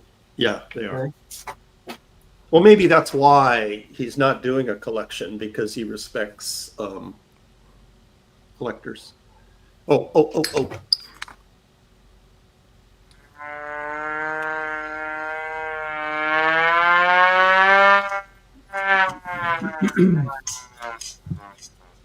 Best name I can think of for 10. Thank you, sir. He says, technical question. I'm trying to scan a double page spread. I use the same settings for each page, but when I combine them in the computer, they don't quite line up, right? That is always the case. Yep. Any tips? Patience.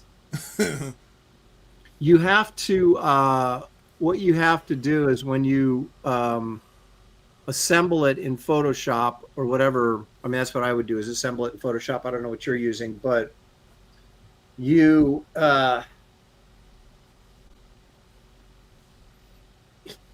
match them up. You do the best you can, and sometimes a lot of times it's like you're tilting one of the pages like 0.01 counterclockwise. It's hard to scan something absolutely, squared up. If it's off on the scanner just a tiny bit, then it won't line up with the other one. And so you have to, like Aaron says, you have to uncatty-wampus it. Yeah, and it's a lot of guesswork until you get things to line up. And even if they don't, you find an area like that's very obvious, and you line those lines up. And then if some of the ones that aren't so obvious, like if there's debris or something in the background, a lot of times I won't worry that if they're 100% lined up. It'll be the ones that you really can tell. Like if you have a hand or an arm crossing, the double page spread, you got to make sure those are right on the money, or you wouldn't want to use it. No one would do a face, I don't think. Aaron's right. You just do the best you can. I mean, it's not easy. Now, James Murphy is saying, Dan, that's Cyber Ultimate Blood Honey. The Ultimate collects Blood Honey and the Diary of Heather Swain. Each campaign has 2 books, sometimes 3, but... Ultimate. Okay.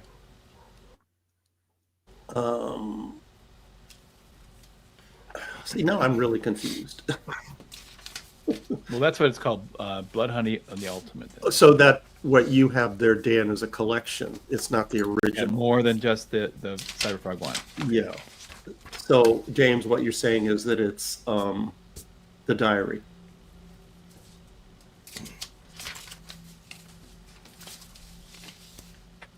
Am I correct?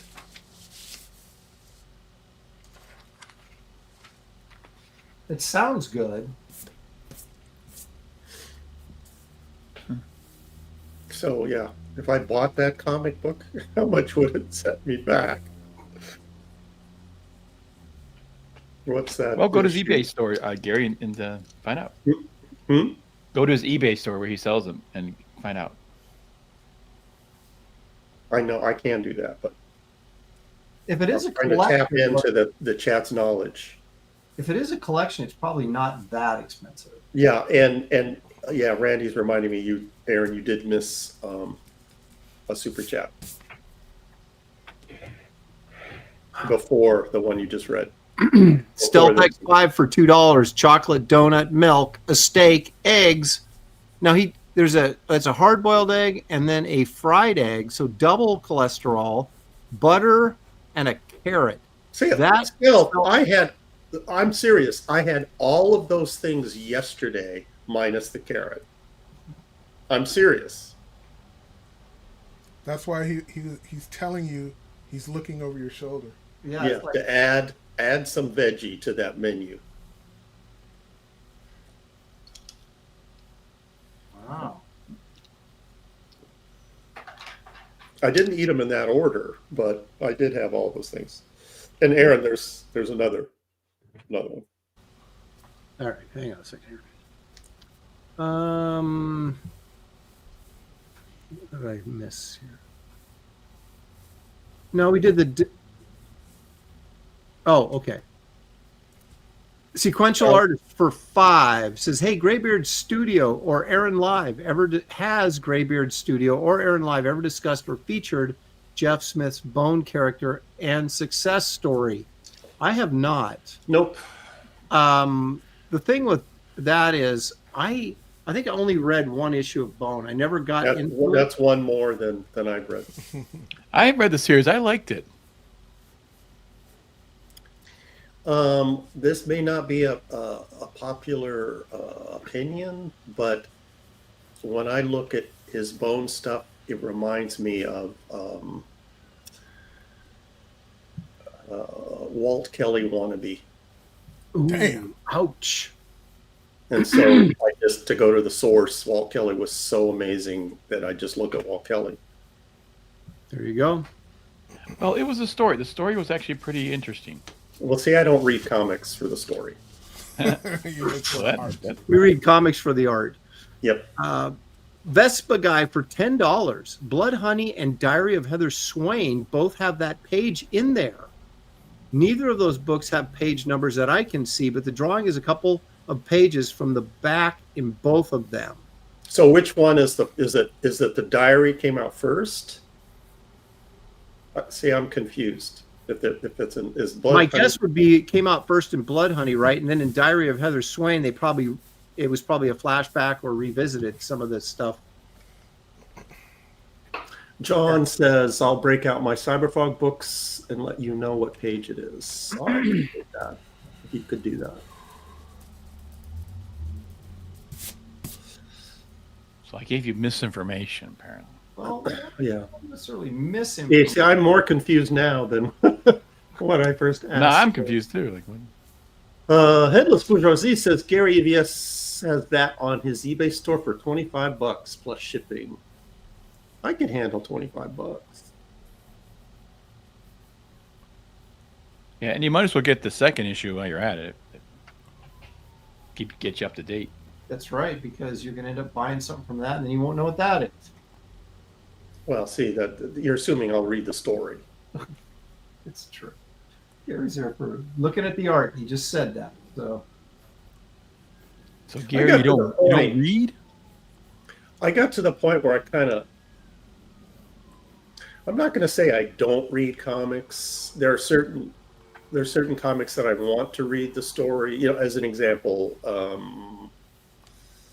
Killing Joke. I would read the story.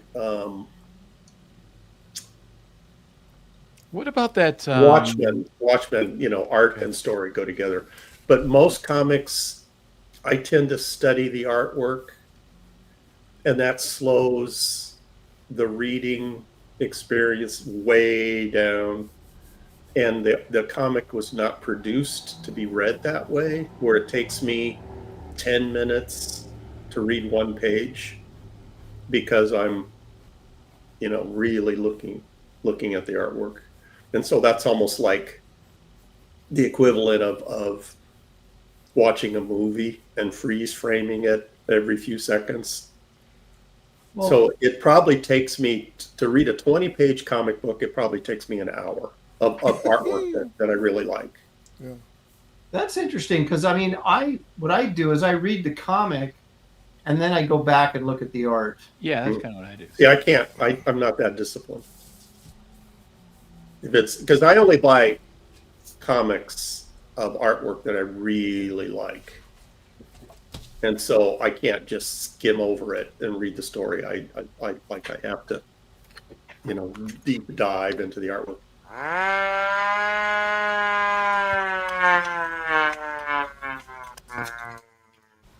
Vespa Guy for $5. Come on, Dan. If I want misinformation, I can just watch the news. That's right. Dang. Thank you, Vespa, for another $5. Jimmy, thank you for the $5. Sending you some of what I got. Hope you, Shelly, and the family are well. See you in Puyallup on the 21st. Looking forward to it, Jimmy. Thank you for the super chat very much. Yeah, I am going to SummerCon, believe it or not. And I think there's another one.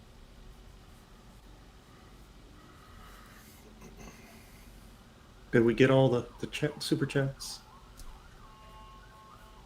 I don't know. Let me see. Did you say super chicks? Did we get all the super chicks? No, Graybeards. That's what he used to say in the old days. Let's get all the super chicks in here. Thank you, everyone. I'm so want to say thank you for everyone for getting on that for me. I'm getting lots of information.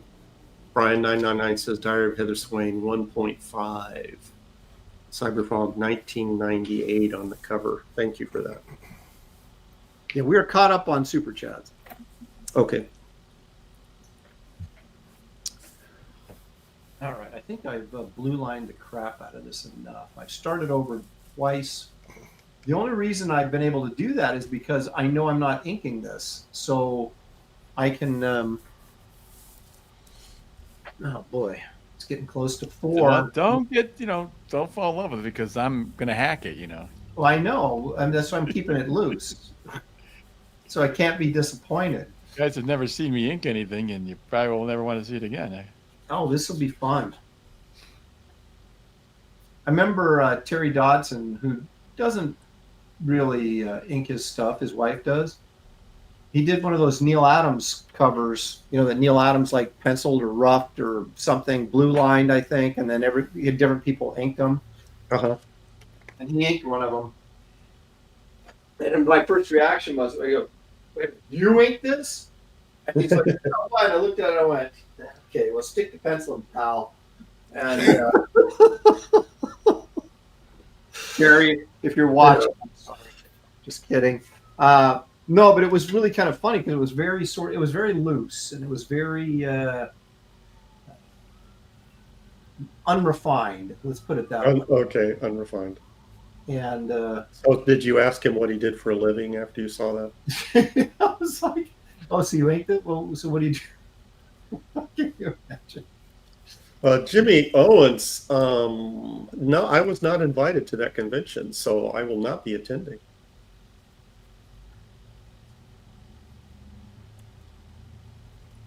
Yeah, you know what happened was I sent him an email a while ago and never heard anything back. And then my daughter's home from college, and I was looking at the guest list, and like they have like almost the entire cast of Cobra Kai is going to be there. And my daughter's like, "Oh my gosh, we gotta go! You gotta take me!" And I'm just like, "All right." So I emailed them again, and they got back to me. I said, "Oh yeah, we'd love to have you," or something to that effect. James Murphy, thank you for all your information. Appreciate it.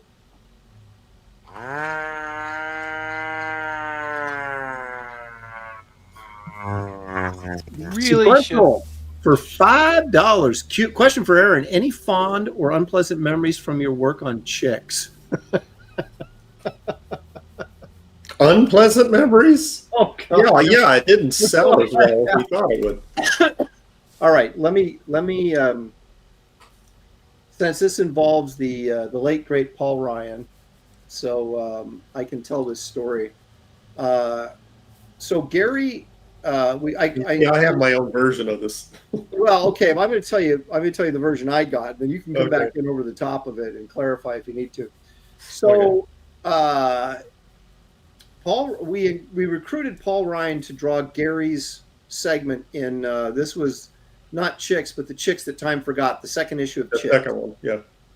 And so Paul drew it, and Gary inked it, and of course I paid Paul his page rate to do the thing. Did you rob? Do you remember how many pages it was? It wasn't that. It was like 3 or 4 pages, something like that. Well, you wrote it. I can't. I'd have to go. Yeah, it was like it wasn't that many pages. Yeah, Aaron, did you rob Peter for that? To pay Paul? That joke is sold. I don't think anybody but me got it. So, yeah, it wasn't a ton. There was a double page spread in there, though. Right. And the infamous. Yeah, everybody had like little segments that they contributed. So it was 4 to 6 pages, probably. It had to have been probably more than 4, don't you think? It's in that neighborhood. Yeah, it was in that neighborhood. So anyway, so I paid Paul, and then he's like, he contacts me and says, "Hey, I just got this email or letter. You put a letter in there, right?" I don't remember. Yeah, I think you wrote him, because we didn't even have email, did we? So it was like, you wrote a letter in there saying that Paul owed you pages from a previous job, and you were just going to keep all of these and call it even. Something to that effect. Now, Gary, give me a second. Let me finish the story, then you can jump in. And so then Paul calls me up, and he's just livid, and he's like, and like Paul's like, I didn't get the call. Aaron. yeah, got and the call. he's just livid. And Paul's like a really good friend of He mine. didn't call me. He calls Aaron. Right, and he's like, what is this crap? You know, I you know, he doesn't have the right to do this and blah blah blah. And he's like, you need to get those pages from him and send them to me or whatever. And I said, Paul, I said, everybody in this studio is sort of an independent contractor. I said, I don't have the right. I can't. This isn't like Marvel where I can go and strong arm Gary and take these pages from him. And he's like, you know, so he was really mad, and I didn't want him just to hurt our friendship and everything. Because I said, look, I will, you know, we'll take it out of the profits. I'll pay you for the pages that, you know, the extra 2 or 3 pages, whatever it would have been, that would have been the normal split, right? You would have got 1. If it was 4, you would have got 1. He would have got 3, or I don't remember. 40%. Yeah, whatever. And so he's like, okay, and blah, blah, blah. So then I paid him for the pages. I can't remember what the rate was we decided, but so then I paid him for the pages. But it was this really intense phone call where I was trying to explain to him that I did not have the authority to take pages from Gary, that was really between you and him. And see, I never talked to him about it. I yeah, just got all this information through you. Yeah, and so anyway, we were all sort of like, oh gosh, why can't anything be easy? But anyway, so we ended up paying him some extra money for the pages that Gary took, and that he stole from him. So anyway, Gary, what's your take on all of this? I can't remember the job. Is completely forgettable. I inked something of his for Marvel, I think it was, and he kept all the original art. I didn't get any of it, and so thus me hanging on to the Chicks pages. That's why I did it. But in fairness, you probably should have called him and let him know that you wanted to do that, rather than just doing it and sending him a letter. Well, to me, it just made sense. I was thinking in terms of percentage. And I did the math that I added the pages from Chicks and the other job that I inked together. And it turned out that the pages that I kept was the percentage that I should have gotten. So to me, it sounded fair that I'm just going to keep these and we're square. Yeah. That's not how he saw it at all. But if he would have gotten any of the Chicks pages, I still would have been short original art. So that's how I saw it. Well, yes or no? Did I screw Paul, or was I? No, fair? It's just the lack of communication. Yeah, that's where I think I can't remember, but you might be right. I might have just put a note in. I just thought that would be fair. I didn't think that would be any. I thought he'd say, "Oh yeah, you're right," not, "Hey you, blankety blank, what are you doing?" Well, did you ever have any contact with him, or did I do all the editorial talking between? You were the go-between. Yeah, so you never spoke. I never talked to him directly about this. But so I don't understand why he didn't reach out to me instead of reaching out to you. Well, then I could have told him what I'm just saying now. But instead when you guys of telling were you and I mean, you handled it really well, because that's what Paul was. He was thinking about selling the original art, and so he was thinking about lost income. That was his point of view. Right. Yeah. But did you ever talk to him while you guys were working on it? No. Okay. No, never talked to him at all. Did he like put his whole heart into this artwork, and that's another reason? John Beatty says. Yeah, what does Beatty have to say about this? Okay, Beatty says, "Aaron, strong arm anyone? Ha!" Oh my gosh! Of course, that's. And Aaron Collins says, "No, you screwed Aaron." By putting me in the middle. Green Laser says, "You should have told him you would send the pages when he sent you the ones he owed you. Well, no, those pages were gone. Green labor, yeah. they're gone. He's, he didn't have them. But I think where I dropped the ball is I should have worked this out with him ahead of time and not just assume that he would agree with me. Man, because Paul knew he had screwed you and he couldn't argue with you. So that's why he went to Aaron. Gary, you didn't drop the ball. You crossovered and dunked on him. But again, it was just my motivation. I was just thinking that he would agree with my math. Yes, he did owe me pages, so we're good. That's my naive. Let me tell you another story that happened with Paul that's similar. With me, we were working on. I couldn't get anything at this point in time, and so I was doing like you remember that I don't know if you want to call it a Christian, but that Left Behind book series. Yeah. Okay, so Wildstorm was doing an adaptation of that, and I think it was John Nee was in charge of at the time, and he said, "Hey, you want to do this?" And I was kind of like, I mean, I had nothing going on, so I was like, "Yeah, give me the work. I'll do it." And so we started working on it. Then they were like, then they were doing like more than one, and they said, "We need somebody else that can do this and turn it around fast." I said, "You know what? You should contact Paul Ryan because he can get this stuff done fast." Yeah, he was yeah.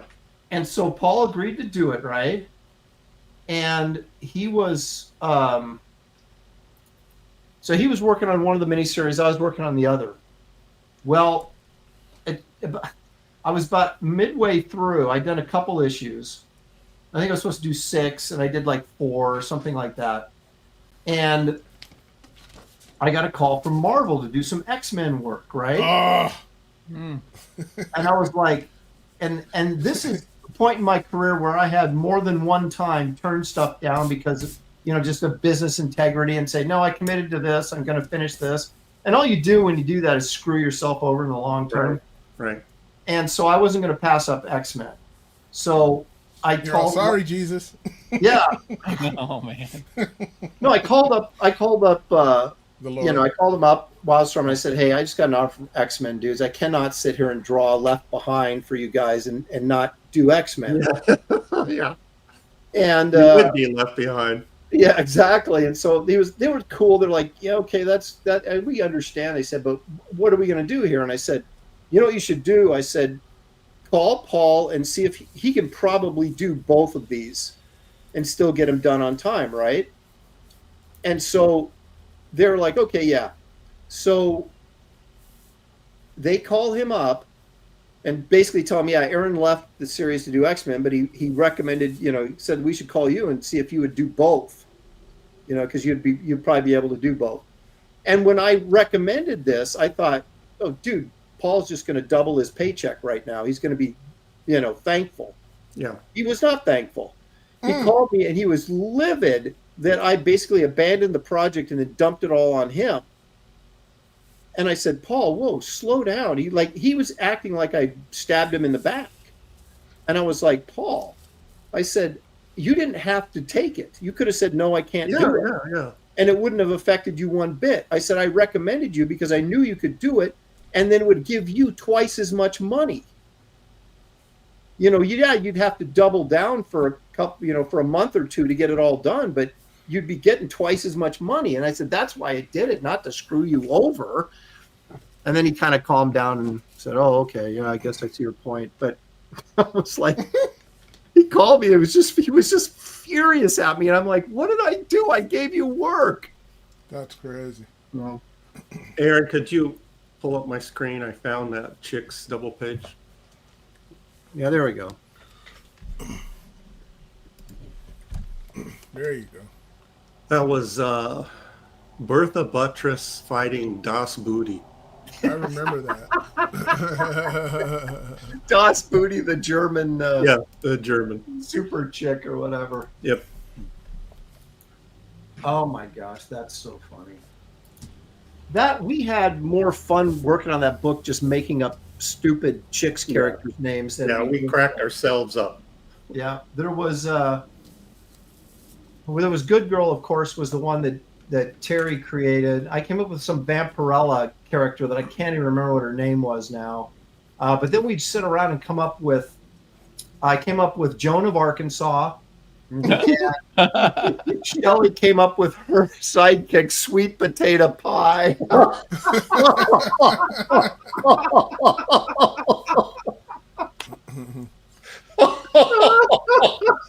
Hire her. Wow. Oh man. Oh man, that was Yeah, funny. what else would you expect from La Femme?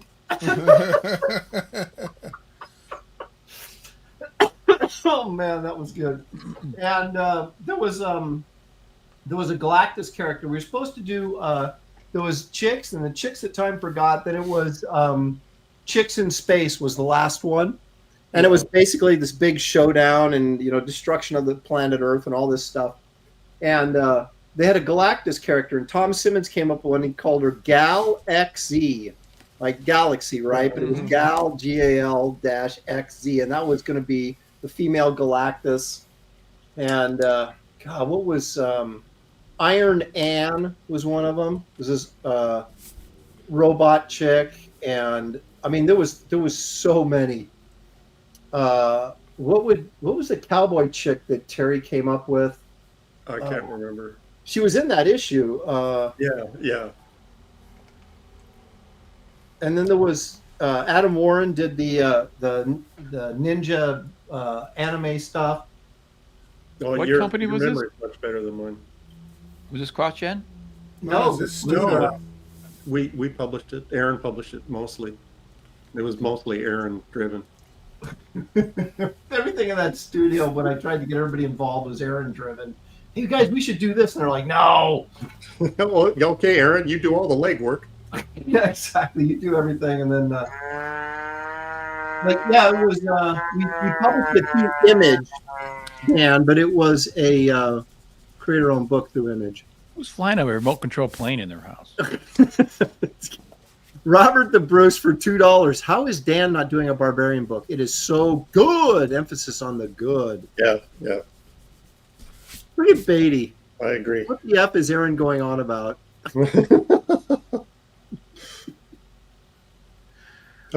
John, to answer your question, no, we did not do my beef.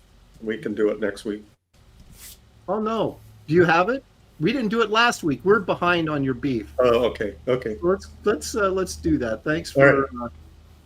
John will come on the show, but he'll remind us of what we're doing wrong. Here we go.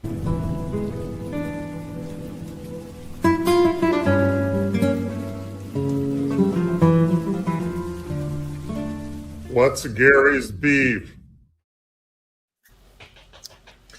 So my beef this week is golf. Oh. That's a tough one. Golf is one of those activities or sports that no matter how much it beats you up, you still come back for more. I'll give you an example. I was playing around with my usual three buddies. They're the ones that I travel with and go on golf trips. And I hit a beautiful drive on a par 4. So for those who don't play golf, usually on a par 4, you hit it down the fairway, and then your second shot, you're trying to get on the green so you can putt in 2, and that's par. My 3 playing partners are all in the woods, and so they weren't around me when I hit my second shot onto the green. And my second shot, I holed it, or an eagle. That was my first eagle. That's 2 under par on 1 hole, and that's a big deal. There's a lot of players that have never done that. So I hole it, and I'm looking around, and no witnesses. because they're all, trying to find their ball in the behind trees and stuff. So I'm all full of myself, and we go and finish that hole, and they see me pull the ball out of the cup, and we go on to the next hole, and usually if you win the hole, you get the honor, so you tee off first. So again, that's like Icarus flying too close to the sun. I tee off, and it's like we're playing the middle tees, and there's usually some forward tees, and they're like junior tees or women's tees, and the tee box is marked with these red rocks that are painted red. I tee off with hit my driver, and I shoot this missile that's like 6 inches off the ground. It hits this tee marker that's 50 yards in front of me and ricochets 90 degrees to the right and lands on the previous green where the group behind us is already playing. So not only am I experiencing the mocking laughter from my friends, but I'm getting these, very odd looks from the guys on the green. And so here's my souvenir. You see that red mark on the ball? That's the paint from the women's tees marker where I plastered. Damn.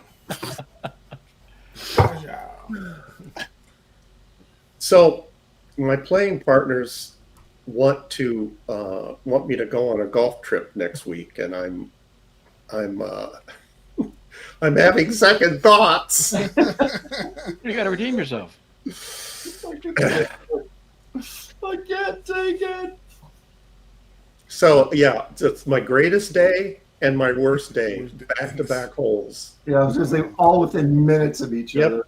Literally minutes. I only played golf like 3 times in my life, and just never was it did it go well. But I did go to the movie theater, the Joy Theater in Tigard, and watch The Birds, Alfred Hitchcock's The Birds, this past weekend. That would be enjoyable to watch that in the theater. Dude, that movie is so much better than I remember. I haven't seen it in a long time, and for some reason I forgot all the character stuff, because it's a lot like Psycho. It starts slow, and has this build up, but there's some really interesting character stuff going on during this slow build up before the birds start attacking everybody, and I had forgotten all about it. All you remember is the bird scenes. Where the one scene of the build up of the birds in the playground. Yeah, and stuff like that. But this actual, like the conversations that Tippi Hedren had with Suzanne Plachette, who was the school teacher and former romance of Rod Taylor. Yeah, that was before Suzanne Plachette got her trucker voice. Yeah, well.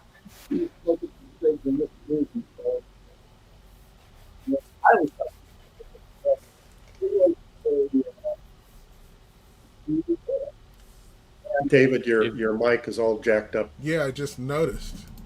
Sorry. Okay, that's better. It sounded like Peanuts, the teacher, for a second there. Yeah.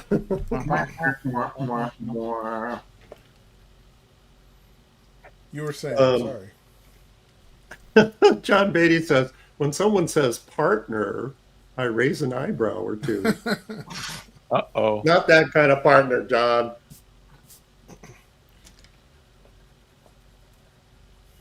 Is John aware of all the great people we've had on the show recently, and that he could be it's one no of them? longer I think the coast is clear. You can come in. Yeah, it's he could be one of them. Yeah, and we were repeating ourselves, John. If you come on the show, you don't have to draw. You can make your snide comments live. Yeah. Yeah, to our faces. Yeah. He's only nice to me, so Yeah, that's all what to he- Aaron's face. I know he, Yeah, to Aaron's face. he qualified that in the chat there. That only nice to David. I don't really understand that, but hey. He 'Cause seems I pretty owe him nice a to me. commission. Well, you know, he is actually pretty nice to everybody except me. Yeah.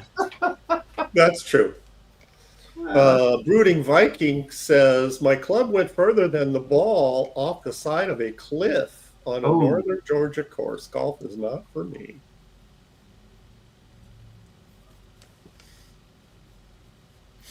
John says he doesn't want to make Aaron cry on YouTube. We want you to make him cry. On Yeah, YouTube. see, we want that. See, That's the the- entertainment give the value people of that what is they gold. want. Give the people what they want. That's right. That's right. This is like the Roman Colosseum, man. It's just like the people want blood. Thumbs down.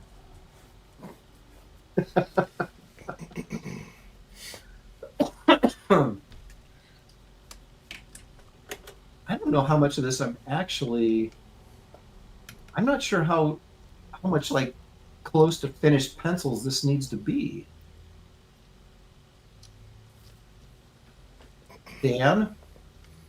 Dan's is always like finished ink stuff, so I'm just gonna let the ink fall into the crevices. Aaron, It's like, Aaron, wow. Aaron, just for your amusement, Okay. I'm going to read some of John's other comments. Oh, good. Captain Bip2 says, there's no way Gary's friends are still alive. And John retorts, Captain Bip2, you're assuming Gary has friends. Oh, just So me. does that make you happy? Yeah, it Aaron? does, because now he's coming after you a little bit. It's not just me. Well, it's easy to be a big talker when you're hiding, in the shadows. That's fine. This is why I get so excited when people make fun of me. It's like, oh my God, finally, They You never care. make fun of Okay, me. so chat, Dan has just given you permission to insult him. That's right. You've been, we know you've been holding back. It's about time. Those slackers, man. Because I want to be part of the fun, too. They're all, Dan, you're so nice. Makes me want to cry. Right? We hate you, Dad. You're so nice. That's kind of the point. It's painful to me now. The chat is not okay. Everyone's still complimenting Dan. No one is saying. It just doesn't See, work. that's what you gotta. Oh, be like Creative Lloyd. Face says I insult Dan all the time. Gary just doesn't read it. Oh, okay. Well, Oh, see, that somebody likes me there. Okay. Creative Face best doesn't name I let- could she's think not of gonna says let me Dan is down. across. I'm sorry. Go ahead. She's not gonna let me down. Best name I can think of says Dan is a cross between Bob Ross and Mr. Rogers. That's not an insult. See? yeah, it's like maybe that's why they don't feel they can insult you. It's like, Oh, okay. It's sacrilegious. yeah, sort of. How we doing time wise, Gary? Oh, I forgot to ask you. Sheesh. We're late. Like how late? Yeah, John, I didn't see that comment. John says I posted earlier as Aaron was droning on. Aaron was droning on. Why was Dan penciling for someone just to trace? So, Aaron, you're gonna. Oh, you're Aaron. I got David's, man. Okay, so David's gonna trace on That's Dan. right. Yeah, I'm trying to not make this easy. You shouldn't. You should leave it. See, I'm leaving this way open for interpretation. Which means you're not finishing it. Well, I mean, that's one way to phrase it, Gary. I don't know that I would choose That's that. the way an inker would phrase it. Yeah. You know, the bad thing about this whole thing is that I don't pencil for inkers anymore. Well, that's even better though for this exercise. Dude, are you doing the Hulk too? Yeah. Oh, I didn't know you were doing the Hulk. Well, I am now. Well, he You kept wasn't. going back and forth. That's funny. Aaron, quickly change that to what's his name? Oh, Hanover Hanover Fist. Yeah, change that to Hanover. Do yourself a favor. Don't make him the Hulk. The Hulk is continually. Did you see, Aaron? Can you see David's Hulk? Yeah. No, I'm regretting my choice now. I would say that the Hanover Fist is transing, but that doesn't work. That term's been ruined. Transing. Yeah, You mean transing from transforming? from the Hanover Fist to the Hulk. But now you can't say that anymore. 'Cause that has a very different meaning. Dan, I have to say that this cross giant is awesome. Really? Oh, cool. Really cool. Almost, I'm getting a John Buscema vibe. Oh, thank you.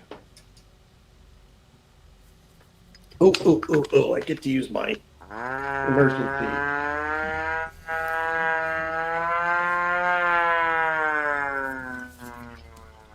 Rand Arrington for 10.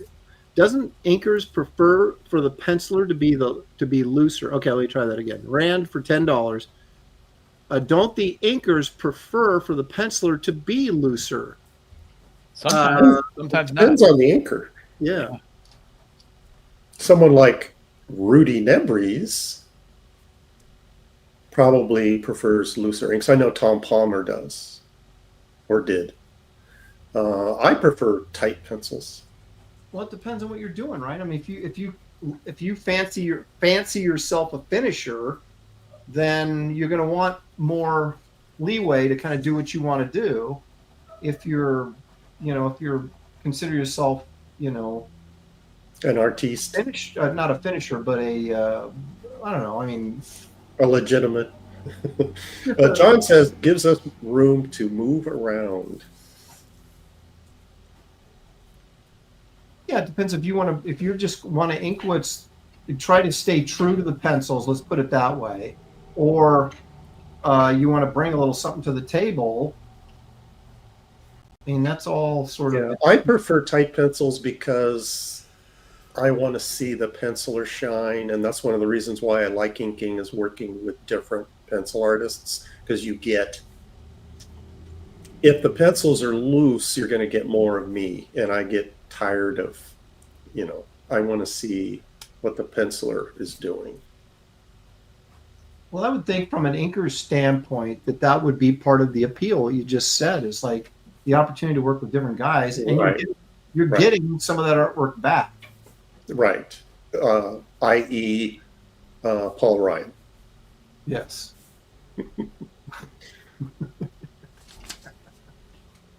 And my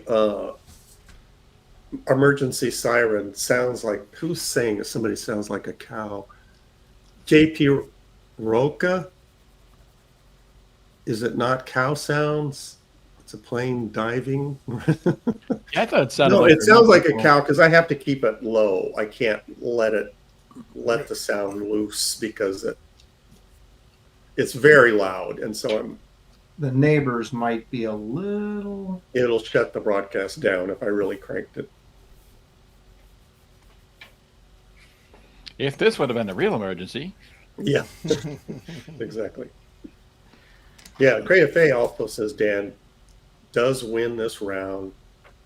Well, that's Awesome Frost Giant. supposed to be insulting. What the heck? John Beatty wants me to let her rip.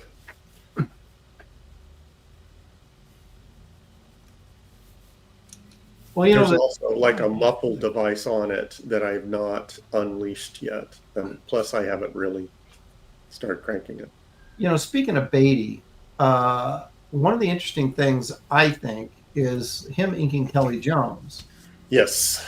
because Kelly is much more Wrightsony when he inks himself, but John is more Goldeny when he inks It's much slicker than what Kelly does. It still looks cool, but it's vastly different. And I think Yeah, John. I was never a huge Kelly Jones fan because it depended on who was inking him, if he was inking himself. But I have to admit, I bought the that artist edition. Was it the Batman? The Kelly Jones? I can't remember. Was it Batman? Kelly Jones. Yeah, he was Batman, like with the vampire thing, where Batman became a vampire. I think that was Beatty that inked that, wasn't it? I like this. Yeah, that I bought that just because of your inks. That you that was like now I saw that as a legacy project. I mean, the inking on that was just unbelievably good. Now And I could tell you didn't, that you really cared about it and you were trying to make a statement. And that's one of my favorite artist editions. The inking, just for you in the chat, if you can get your hands on that book, the inking is unbelievable. The flip side, of course, is that now we can't invite Kelly on the show because Gary doesn't like his work. And No, I was going to say, depending on who's inking him. That was my question. Can we get him on the show? Yeah. He said he would come on and he disappeared, and I haven't heard from him since, so I can reach out to him again. But now I'm not going to send him this episode. Watch this episode and see what you think of the show. Definitely. Yeah, John says it was a Batman book. See, I can't even remember the character because I was just. It took me a month to get through that book. Because I told you it takes me an hour to read a comic book. It took me a month to get through that book because I'm just staring at the artwork. It's just, the inking is so good. So whenever I'm feeling full of myself, then I'll look at that, and it puts things in perspective. It takes me a month to get through a comic book. I'm just a slow reader, though. He's still reading at a third grade level. So he's going, it's kind of hard. Do my best. I'm working on it. Don't make fun of Dan. He's the sweetest. I make fun of myself. Look, no one's even making fun of me. I got to make fun of myself. Gosh, there's really slim pickings out there. Okay, Dan, here's an official insult. You ready? Yes. John says, "Short bus, Dan." That's pretty good. Wait, I don't even have a bus. What are you talking about? That's funny. Here they're coming now, Dan. They're coming now. Best name I could think of. Dan's favorite comic is See Spot Run. Oh my gosh, how they know? Rita Faye says I missed hers. Hold on a second. Let me scroll up. Actions go. It's a good thing, Creative Faye. It's a good thing, Dan. Dan's a good artist because he ain't winning any Academy prizes. I'm sorry, academic prizes. See, I'm the one that's the Wow. Yes. Gary, academic prizes. Gary who can't read. Is that man? Yeah, is Gary's that the one. I tell you, Dan. Yeah, see, I'm on the short bus. Thank goodness I can draw. That's all I can say. I would have been struggling in a lot of it. See, that's the problem, Dan, is that you take the insults with some sense of pride and like, oh. I know. I gotta be more. I gotta be more offended. Like, if you act actually insulted, they'll insult you more. Right. I gotta be like, oh, what? Oh, Yeah, you have terrible. to. How's that It's sound? gotta be more like a jerk like me, is what he's saying. Oh, the heck with you, Beatty. How's that? There you go. Aaron, before we close the show, I wanted to slip this in. Could you pull up my screen?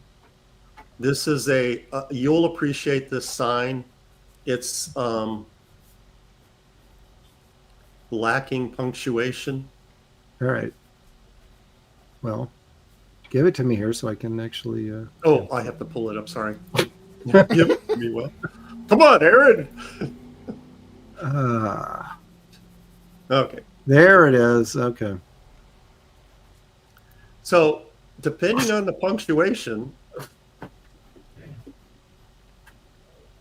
Do crocodiles not swim there, or they're telling you not to swim there because crocodiles Yeah. do? exactly. So which is it? Well, Is it safe or is it dangerous?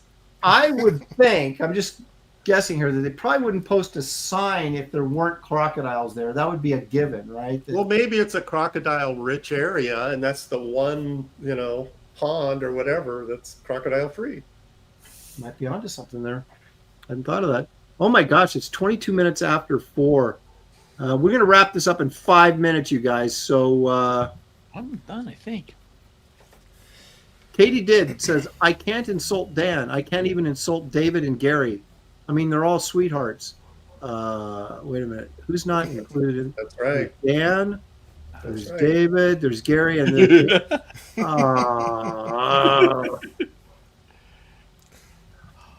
Katie. 3 out of the 4 are sweethearts. If you're gonna Name many insult names. me like that, at least you can do is put a little money in there. Little bit in the tip jar. You already did. What are you doing? Well, $2. Come on, that doesn't warrant Oh my that kind of God. insult. I don't. That doesn't put cheese on my burger.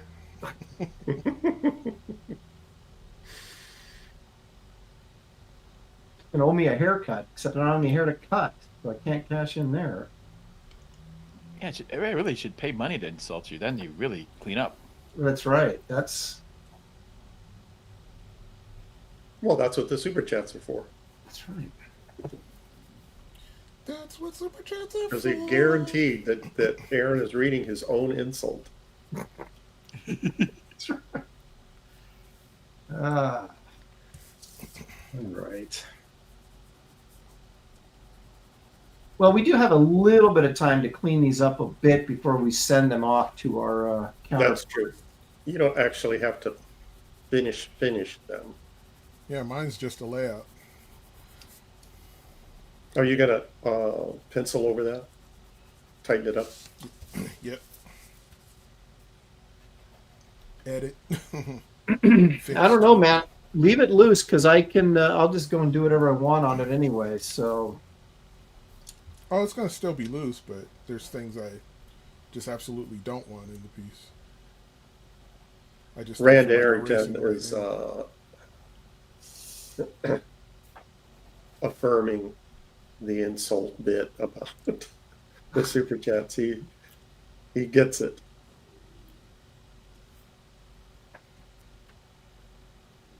I think, yeah, I may have to. I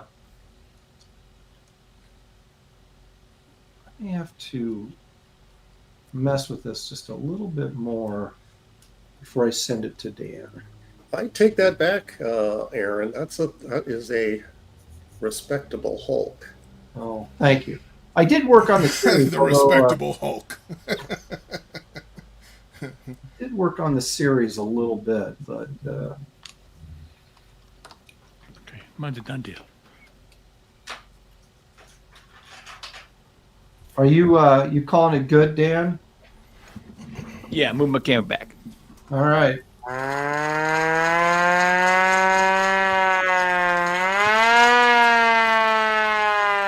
Atomic Blast for $5 says, I save all of Aaron's videos to play a playlist. It's titled Boring Stuff I Can Fall Asleep To. Thanks for the sleep aid, Aaron. Damn. Wow. Hey, Well- I'm on this show. Hey, this is for you. I'll give you one of these. There we go. So thank Hey, you. I think I actually got in on an insult though, because I'm part of the show. Yeah. Ah, it's awesome. Violent Comics is coming in late. He's saying, "What's that sound?" Don't get Violent Everybody Comics look pissed what's off. going round. Don't piss off Violent Comics, whatever you do. Hey. Katie for 10. Aaron. Thank you, Katie. Aaron, hey, at least these nice gentlemen come by my chat or join my show. You mean butthead? Oh my Damn. Wow. Jeez. Holy smokes. So Wait, Katie, is that $10? Katie, what are you actually trying to say here? It's just not clear to me. Is it You okay? mean- you Wait a minute. mean butthead. Is it ever okay to hit a He's girl? not. Ah, Aaron's not a nice butthead. He's You a don't want to. mean You, look, she gave you $10 to do that. I You know. should just take it like a man. Yep, that's true. Now, Rich Ware says Dan's voice is what soothes everyone to sleep. But he doesn't talk that Oh, much. hello, everybody. Hey, you're feeling a little bit sleepy, are you? And Dino Palazzo says, I like the old Hulk drawing Gary Martin did. Oh, wait, that is Gary Martin. Holy shit.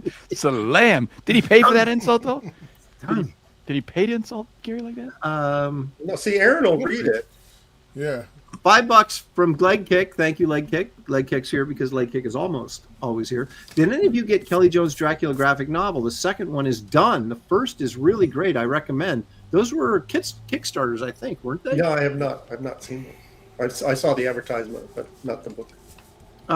John's got it figured out. Dan's voice, Aaron's droning, but David's drawing keeps the boat floating. See, this is Wow. that's almost a rhyme. Yeah, it sounds like poetry.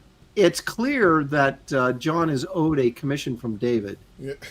So, oh my gosh, Katie. Yeah, Aaron, take it like I mean. Now she's yelling at me.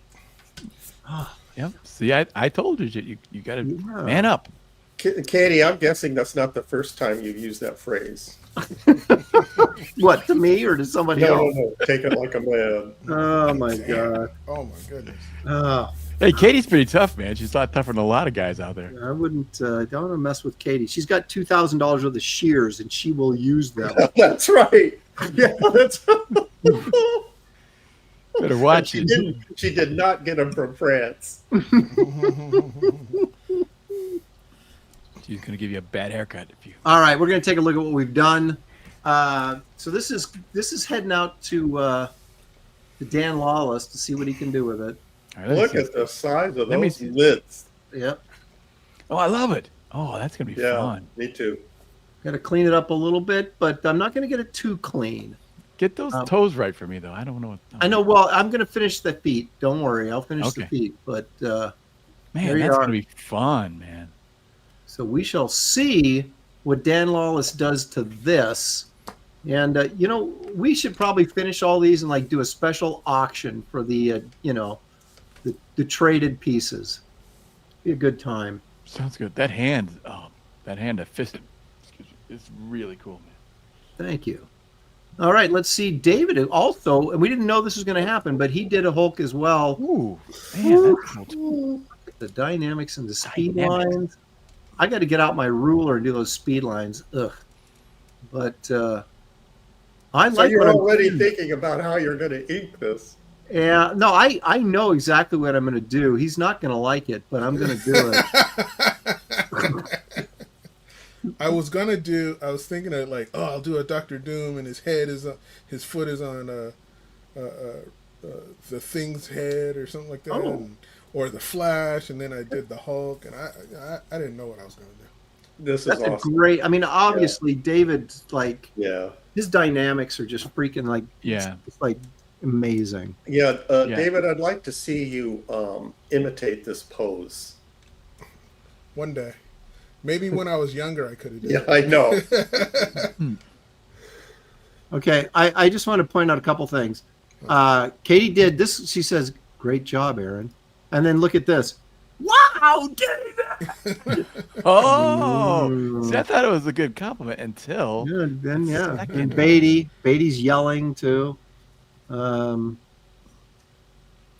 I think you could send this to John to ink. Yeah, Beatty. I won't come on your show unless I get paid. Yeah, he'll ink that. Let's see here. Okay, that's awesome, David. I can't wait to get my hands on that and ruin it. Let's see. You can't wait to ruin it, is what you're saying. No, I'm going to make it beautiful. You just wait. Dan, what have you got? Wow. Now, see, that's pretty tight. Now, what you Yeah. find about Dan, now, see, I inked one of Dan's pieces before, is that feathering is really noodly, so you have to make a lot of I know. weird decisions on the lighting is there, but it's those little noodles that get a little confusing. And so, Yep. what will David Williams bring to the table? Oh my gosh. I really See, like this. I want to Dan. see these. Katie's yelling again. Nice. Hell yeah, Dan. I want to see these lines here and that, like some difficulty level. When in doubt, I'm gonna black it out. Hey, it's yours, man. You can do what you want with it. Yep. He's doing the I'm inking a blue line of it. I'm not running your pencils. Vinnie Coletta school. No, dude, you got to ink the pencils. That's the thing. Yeah, that's you got to ink on the original. We got it. We're practicing without a net here. It is. Yep, you got to ink the original. We all know what we're in here for. We all know what we're in here for. That's a great piece. It is. Yeah. This should be really be. And the thing is, we're going to be inking these live. So that's right. That's right. You gotta, yeah. So we're gonna ship these to. I'll ship mine to Dan. Dan will ship his to David, and David will ship his to me. And then we're gonna get these in probably a couple of weeks. We will ink these live on this show, and Gary will be laughing the whole time. And Beatty will be throwing. Gary's gonna be there going, "That's not what I would do." Yeah. So, Aaron, what are you doing there? Why? What? What are you doing? Exactly. Inking's all about commitment. So if me whispering in your ear, are you sure that's the You sure you want to do that? You sure you want to do that? Okay, so that's what we're going to do. But next week, guys, we're going to have Jeff Johnson's coming by. You'll remember Jeff was doing Wonder Man, and he's also the guy who taught me how to juggle. And we worked at 3 startup companies at the same time. Blackthorn, Malibu, and CrossGen, and all of them went under. So this may be our final show when Jeff comes on. We're like the positive and negative forces in the universe. We come together and everything's destroyed around us. So. Hey, but you guys were committed to being there. He's only visiting, so we'll have just a little destruction. That's true. Okay, so yeah, if he stuck around, it would be good. That's right. Leg kick for 2. Thank you, Leg kick. Ship them all to Gary. Yeah, Gary wants to ink all these for free. I'm sure he does. I'll profit off of it. I'll just put them up on the next auction. That's right. Yep. That's what pimps do. He said, "Oh, it's gonna make me some money, baby." I don't understand. What did Wizard Sleeve saying? Are you all going to switch again after the inks are done, so the people get their original back? Yeah, I think so. Maybe. Nope. I don't know. I'm keeping Dan's. Hey, Katie said #1 show. Yeah, look at that, Katie. But she didn't exactly specify who is the #1 show. She just said #1 show. It's #1 show. Maybe she was referring to her show. Yeah, exactly. What are you referring to? Yeah. Okay. Anyway, guys, thank you all so much. I want to remind everybody that we got the landing party coming up at 5 o'clock on Graham Nolan's channel. I got to run over there with Ron Garney and Star Wars Girl. Thank you for all the super chats. Thank you guys for contributing in the chat. That's what makes this show so great. We really appreciate it. And enjoy the rest of your evening. We'll see you right here next week with Jeff Johnson on GRAYBEARD'S STUDIO. And hopefully, I didn't end it yet. Hopefully Dan Lawless won't forget to be here. See you guys. Corn dogs. Corn dogs. Corn dogs.